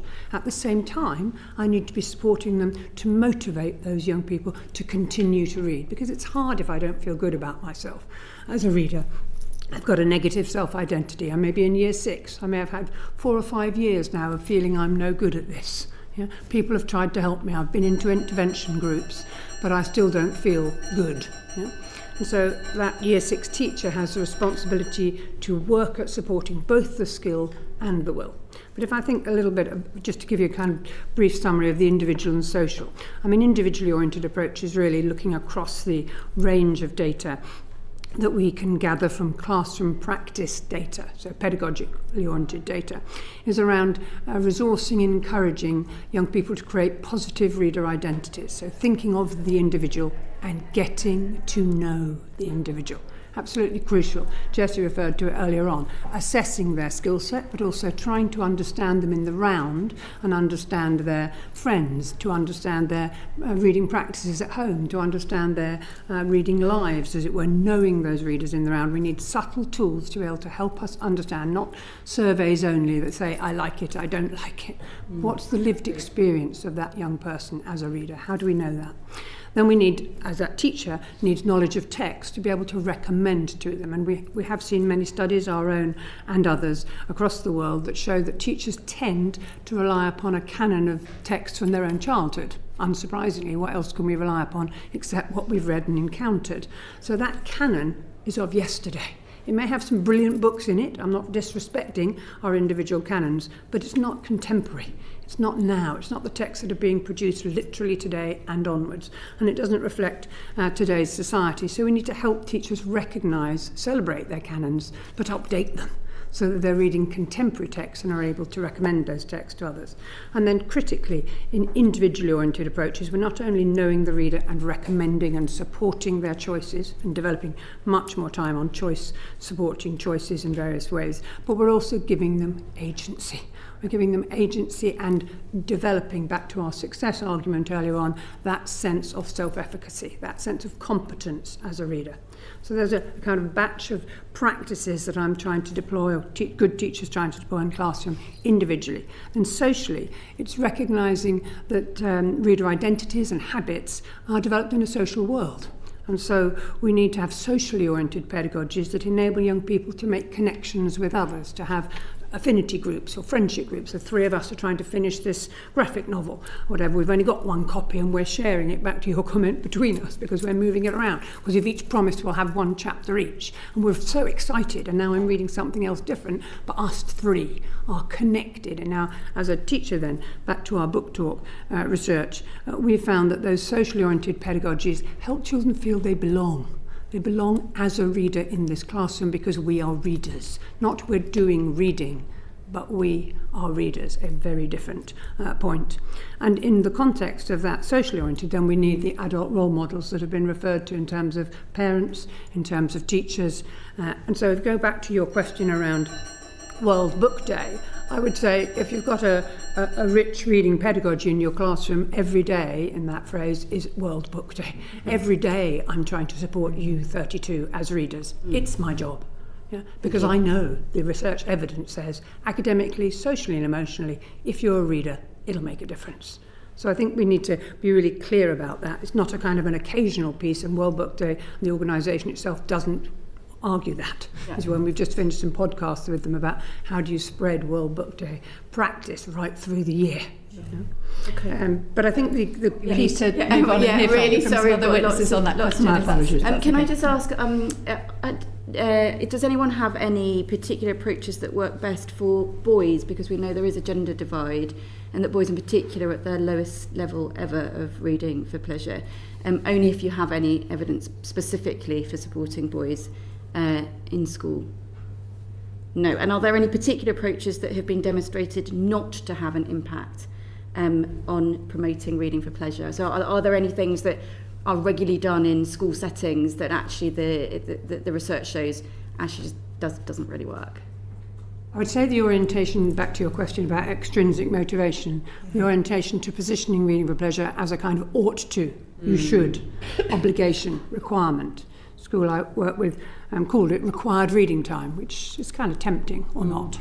Yeah? So if you kind of make children, we can't make them read for pleasure, but we can entice, invite, model, engage. But there is a kind of pressure in some schools to be reading, to get on and do reading. And so perhaps the worst case scenario would be we have independent reading time and you will read.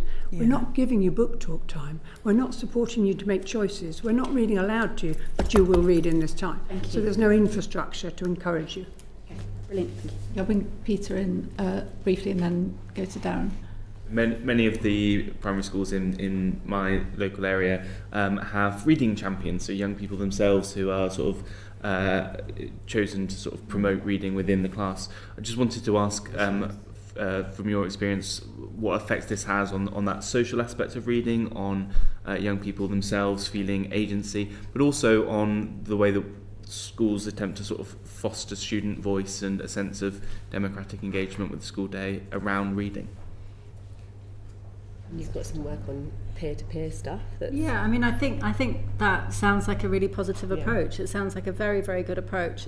Just coming back to the question before about what might be less desirable to see in a school is activities, very much as Teresa said, where maybe space or time has been created for reading, or books have been provided, but you're not connecting up all of the dots.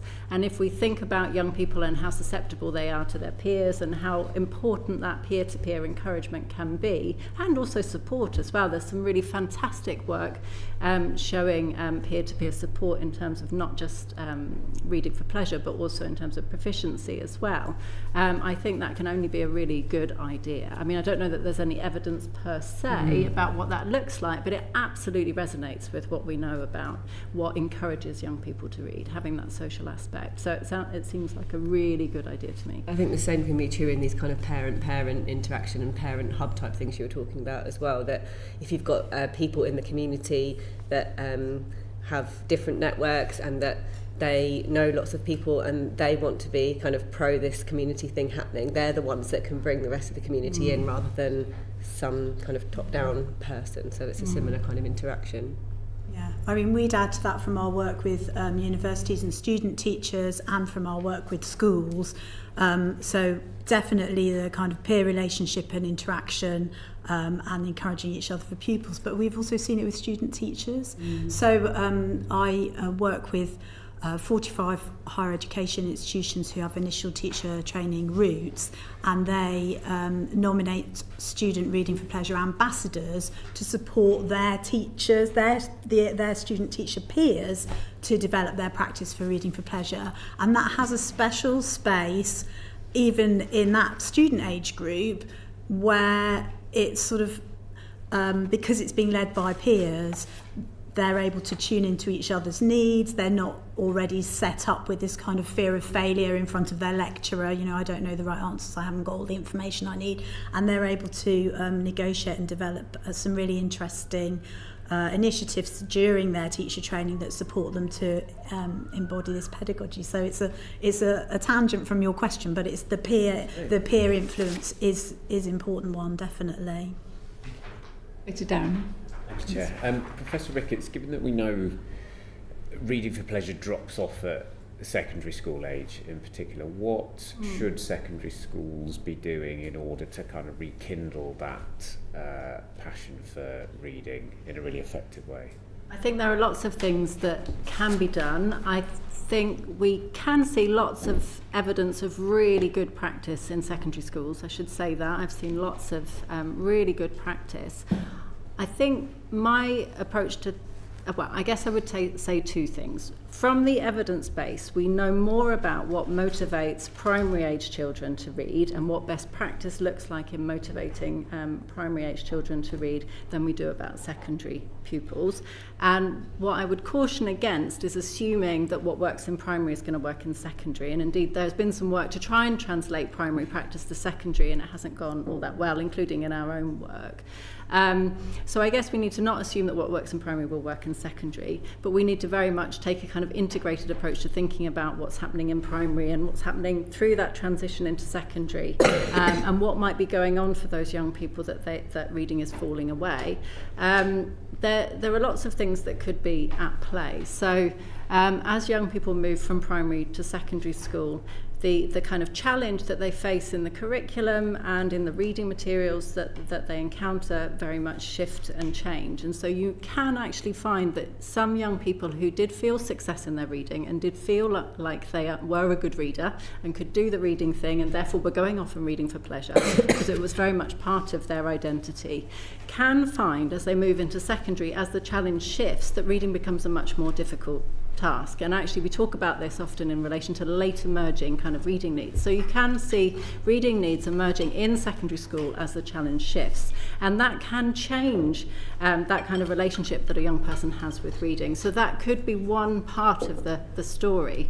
I guess in thinking about what we might do to support all of that, we need to think a little bit about the whole system that is the pupils. You've got the teachers in that system, you've got the texts in that system, whether they're curriculum texts or whether they're kind of extracurricular texts. We need to think about how to bring all of those things together and what the barriers to making that work might be. And when we think about that, we can draw on many decades of research that suggests that reading is an incredibly complex thing to do and also to be willing to do. Motivation to read is a shifting thing, and it's also very complex. And one of the things that I've been very engaged in trying to do in the secondary space is trying to ensure that secondary teachers feel more empowered to work with their young people in relation to reading. And the reason I came to this was working across a huge number number of secondary schools, just hearing time and time again, there are lots of kids in our school who don't read as much as we would like, who find reading trickier than we would like. We don't have the confidence, the capacity, the capability that we feel we need. We don't have the knowledge in order to best support them. And one answer to that, and we've talked a bit about this already, is about professional development. I've done a lot of professional development work with teachers for that reason, because one answer to this challenge about young people not being able to read as well as we'd like and not reading as much as we'd like is making sure that the whole workforce understands reading a bit better, and then they will be better positioned to make sure that everybody in their class is engaging with this task.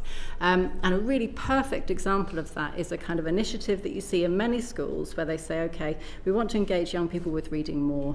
We want to improve their reading ability across our cohort. We also actually want to increase social capital. We want to do all of these things. What are we going to do? Well, we might put in place an initiative that involves creating space and time in the curriculum for reading, and that's a fantastic thing to do, but you need to make sure that in that time you're very clear about what the goals are, and you're very clear about making sure that every young person in that time and space, in that form group, for example, is actually engaging with that reading activity. So just putting a book in front of someone obviously doesn't mean they will necessarily read, and that's about these things of making sure there's choice, making sure there's different reading activities, making sure the teachers know what to do and know what to look out for if people are not reading and how to engage them in that activity. So there's a lot to think about, but one answer to this question is making sure that our secondary workforce do feel more confident and more capable to support that reading progress. And we have been working with the Department for Education actually to develop some CPD, and what we are seeing is really encouraging. We are seeing that as a result of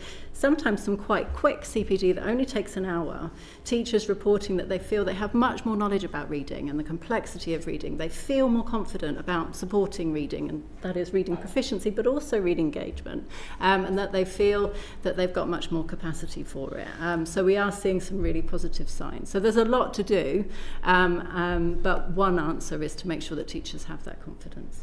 I'm going to bring in Caroline and then we'll go to Manuel. Thank you. I wanted to ask about the sort of themes that you see in teenagers, often grouped as teenage and young adult books or teenage group of books. There's quite a range of maturity within that age group, and one of the things that I know can make some people concerned is ensuring that when their children pick up a book, they're not going to be exposed to themes that are more mature than they would wish, or specific themes they don't want them to be exposed to at that age group.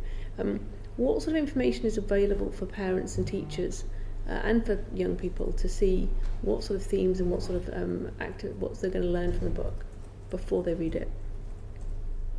I could start quickly. I mean, I think this is, again, I've talked about the importance of librarians before. I think this is where librarians are fantastically important. It's actually a really difficult task as a parent. I'm a parent of teenagers, and as a teacher, I work a lot with teachers. I think it's very challenging to be up to date. I mean, we've heard about the canon, the shifting canon, and having that knowledge about books and about the contents of books is very challenging.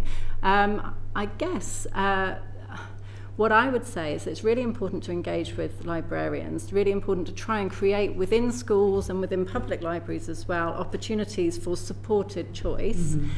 However, I think there's another way of thinking about this, which is that we as parents, as educators, as those who work with young people can talk to them about the content of those books. I guess one of the realities of modern life, especially with the digital world as it is that our young people are going to encounter things that shock them, make them feel upset, that maybe we don't want them to see. That is something that's going to happen to all of them. And so maybe it's more about making sure that we have the lines of communication and those conversations about that material so that we can help to structure that material and reassure our young people as well. So I would say it's actually not trying to stop them from doing it in the first place, but making sure that we're kind of aware of what's going on and that we've got open lines of communication so that we can talk to our young people about any content that they find shocking or disturbing or that they weren't maybe quite ready for. Wouldn't recommend recommended age for reading or anything. We wouldn't do that for the film, would we? I guess it's, we do it for films. I guess it's quite challenging because every child is very different, and what one child is going to find shocking and difficult to encounter is going to be very different. I mean, that's true for all of us as adults as well. So it is quite a difficult thing. I guess we could probably come up with a set of topics that maybe we do think are inappropriate for 12-year-olds, for example, but that's only ever going to be a guideline, and we can never be sure that young people are not going to access the kind of material that we don't want them to access anyway. So I do think it's about shaping that and trying to have age-appropriate conversations with our young people about any content that they encounter in books or elsewhere. Yeah. Great. Thank you, Chair. So my question is for Dr. Hendry. Are teachers and other school staff and adequately trained and supported to deliver those initiatives that then foster a lifelong love for reading within the school community? And perhaps you can talk about the role of school libraries and school librarians within these, and if not, what more needs to be done? Thank you. I'm sure other people have things to contribute, but to start with, we know from some of our recent research that there is this challenge that Teresa already mentioned in the teaching workforce in the student teacher population in terms of their own knowledge of current contemporary literature, a range of different types of text. So whilst the need to teach or engender reading for pleasure is part of ITT curricula, the focus on assessment for teachers is about really more around skills. So although they're being directed to create a culture of reading for pleasure, there's this kind of tension because the teacher standards actually measure specifically whether they're ready to teach systematic synthetic phonics. So there's those kind of tensions going on. So we do work with a lot of ITT providers who are embedding reading for pleasure pedagogy, and yet at the beginning of teacher training we know that students are coming in with this very low knowledge base of texts. So in a study we did recently of nearly 600 student teachers across 10 IT providers, only, I'm just looking at some of my statistics I've got in front of me, 31% of them couldn't name, 31% of the students who said they were read frequently in their own time couldn't name a single author for children at the beginning of their teaching practice. So if you can imagine, teacher training routes are often essentially 9 months in a PGCE, so it's very short to get all of the subject knowledge across the primary curriculum and knowledge of children's literature and reading for pleasure pedagogy is really hard work, but also very significant work. So the teachers the student teachers in those studies also showed that they didn't really have a grasp of what reading for pleasure pedagogy was at the beginning of initial teacher training. And you might say, well, why would they? But again, they were harking back to their own experiences and things like lists of who's read the most or star charts, those kind of their history as readers some time ago in the classroom. So they didn't have a lot that they were coming in to build on.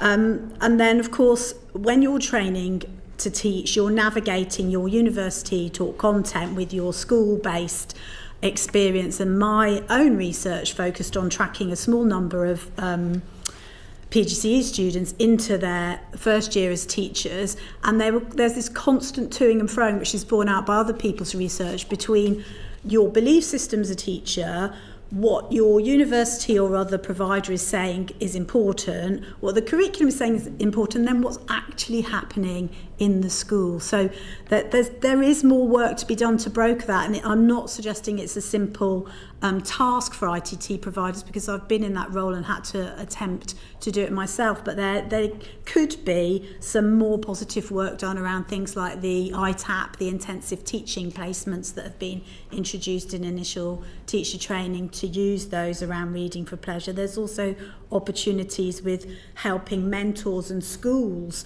to support the students when they're in their schools around reading for pleasure, which I think certainly in the information that I'm aware of have been slightly sidelined in favour of the skills agenda, because the skills agenda is of course very important, and you're going to have to demonstrate it in the standards, so it sort of trumps everything in initial teacher education culture. And that's not to say there isn't lots of really great work going on in some of these providers, but there's always that tension, and the thing that's measured is the thing that often wins out in a very small and time-pressed area.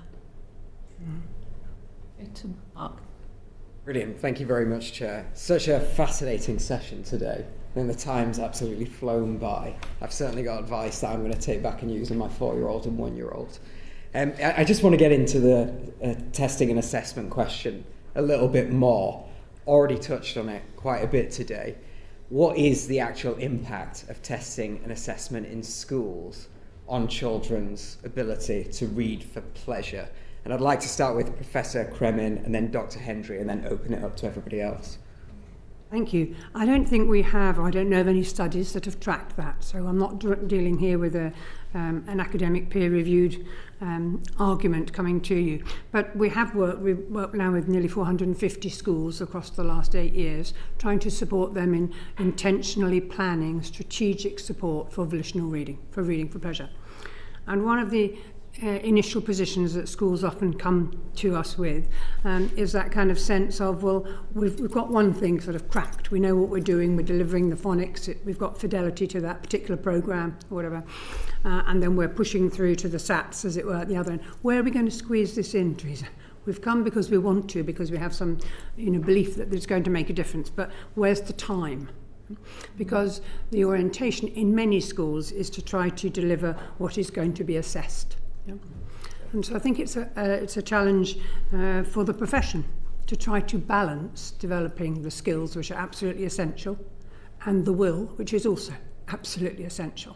And I think currently we have a skew between the two. So there is time to teachers, for example, let me give you an example, will say, well, we read aloud. We read aloud every day. We're reading aloud its comprehension. We teach and we teach the children to comprehend the text through our read aloud. But we're arguing that there should also be a complementary space for reading aloud, a wide range of different texts as well as stories, that is a relaxed space, is a downtime, is a time when we can initiate as young people the questions we want to discuss, rather than answer Mrs. questions or Sir's questions.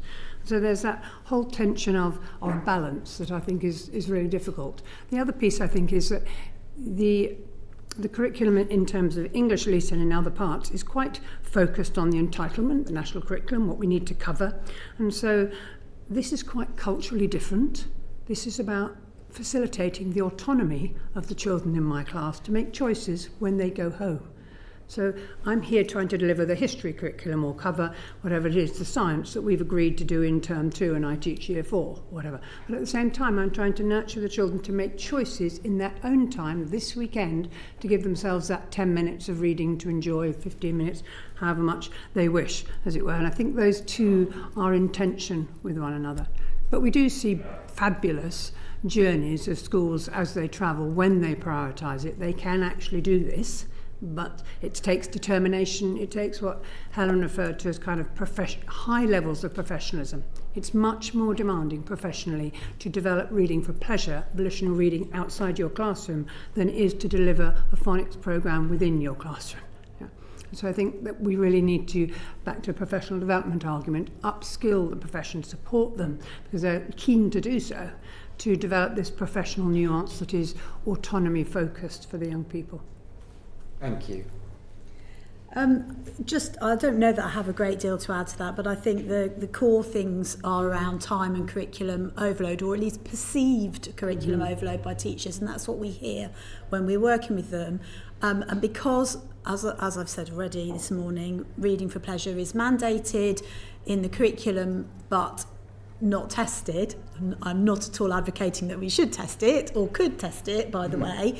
The balance in the timetable is not given over to reading for pleasure, and teachers are really genuinely worried about a time in their day which doesn't feel like they're teaching something. It feels like they're not satisfying their job description. So it's only when we give them the power to understand the importance of those open child-led spaces, they understand that that's doing something really significant that is of educational benefit to the children that they're working with, then they can go, oh, it's okay. I can be in this space reading alongside children. I can be in this space talking about what we've read. I don't have to lead the lesson in a traditional English curricular type of way. And I do think that is influenced by their expectations. The external assessment expectations make teachers focus on what needs to happen. It's just normal. In early years, we also see, very similarly, at the end of reception,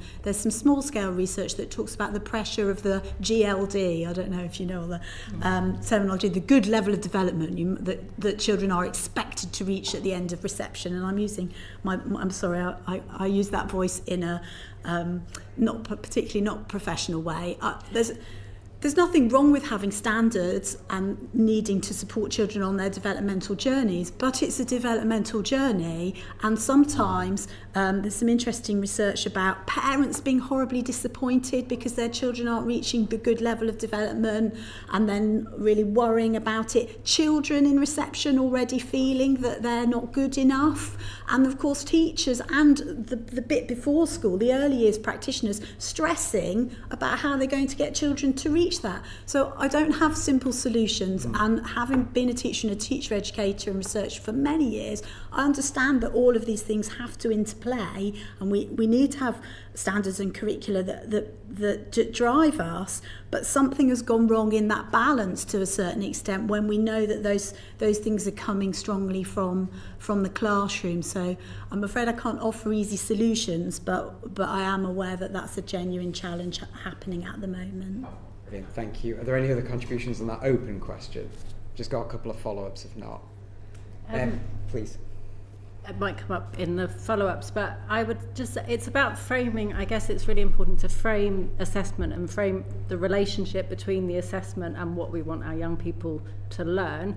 We can, of course, have high-stakes assessments. We can have low-stakes assessments. It is really important, of course, that we assess the learning that is happening in schools. That happens all the time and in every classroom, and almost in relation to every kind of unit of work that happens in school.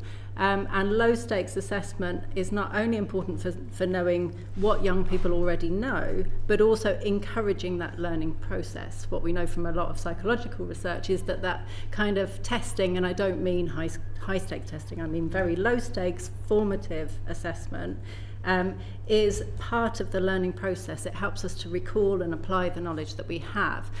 So it is really important to think about assessment as part of learning and think about those things in the round together. We do always need to be mindful of what the unintended implications of a particular assessment might be and how it is going to direct attention within the school and by teachers and by school leaders, and also how it is going to land with our young people. I guess the last thing I'd like to say is we do need to think about what kind of assessment we're talking about. So what we have in education is we have, broadly speaking, two different kinds of assessment. So we've got an assessment that is criterion referenced, and that's what we usually use. We use it as university lecturers. It's used in school to say, okay, well, here's a curriculum target. Have our young people met this target? That's what the phonics screening check does. That's what the Key Stage 2 assessments do. That's what the GCSEs do as well.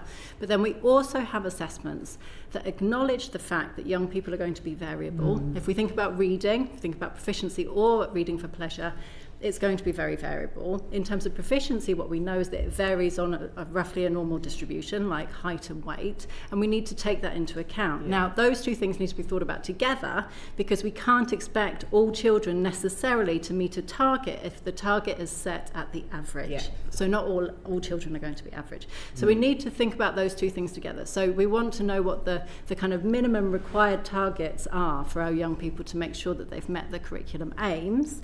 But we also want to acknowledge that young people are variable. And it really speaks to what Helen says about those young people's identities as learners, because if they feel they have failed to meet that curriculum target, when really it's just that it was, it's not a bar that should be applied to everybody. That's really important. And obviously the government announced last October that it's going to introduce a new reading test for Year 8 students. I think you welcome that, Professor Ricketts. Would you mind just elaborating on that very briefly? Yeah, very briefly, just to say that in principle, yes. So I've long been advocating in secondary schools that there is a need to go beyond the information that secondary schools already have, to put in place not assessment for assessment's sake, not lots of assessment, just very carefully selected assessments that give them the information that they need to know who amongst their cohort has a reading need and what they need to do to support them. So I do think that a combination of a screening assessment that everybody does alongside a diagnostic assessment that confirms that need and also specifies what that need is and what therefore we should be doing is really, really important. I guess in relation to the Year 8 reading assessment, it's really important just to know, and we don't yet know, what the structure of that assessment is going to be, what the purpose of that assessment is going to be. But in terms of supplementing information about demographics and also about Key Stage 2, which of course is a criterion reference assessment, which tells you how young people did in relation to the primary curriculum, English curriculum, something that complements that by saying, is this young person entering into secondary school with a reading need that is going to hamper their ability to access the curriculum? That's a really different question, and it's really important that we do pick those children up, because we can't just pick them up early in primary.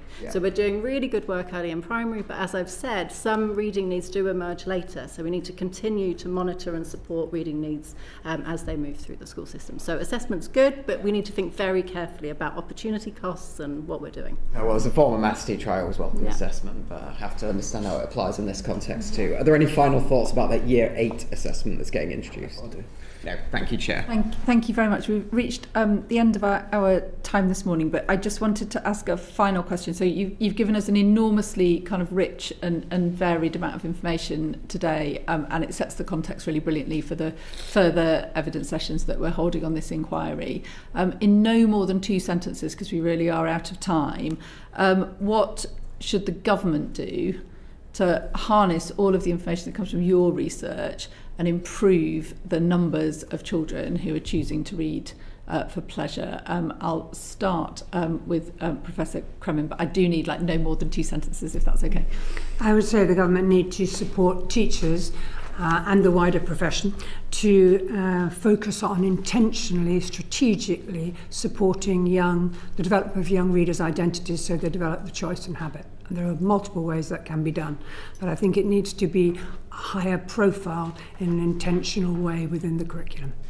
And that, just to add, would be learner-led, therefore, pupil-led, autonomy facilitated. Thank you. Dr. Hendry.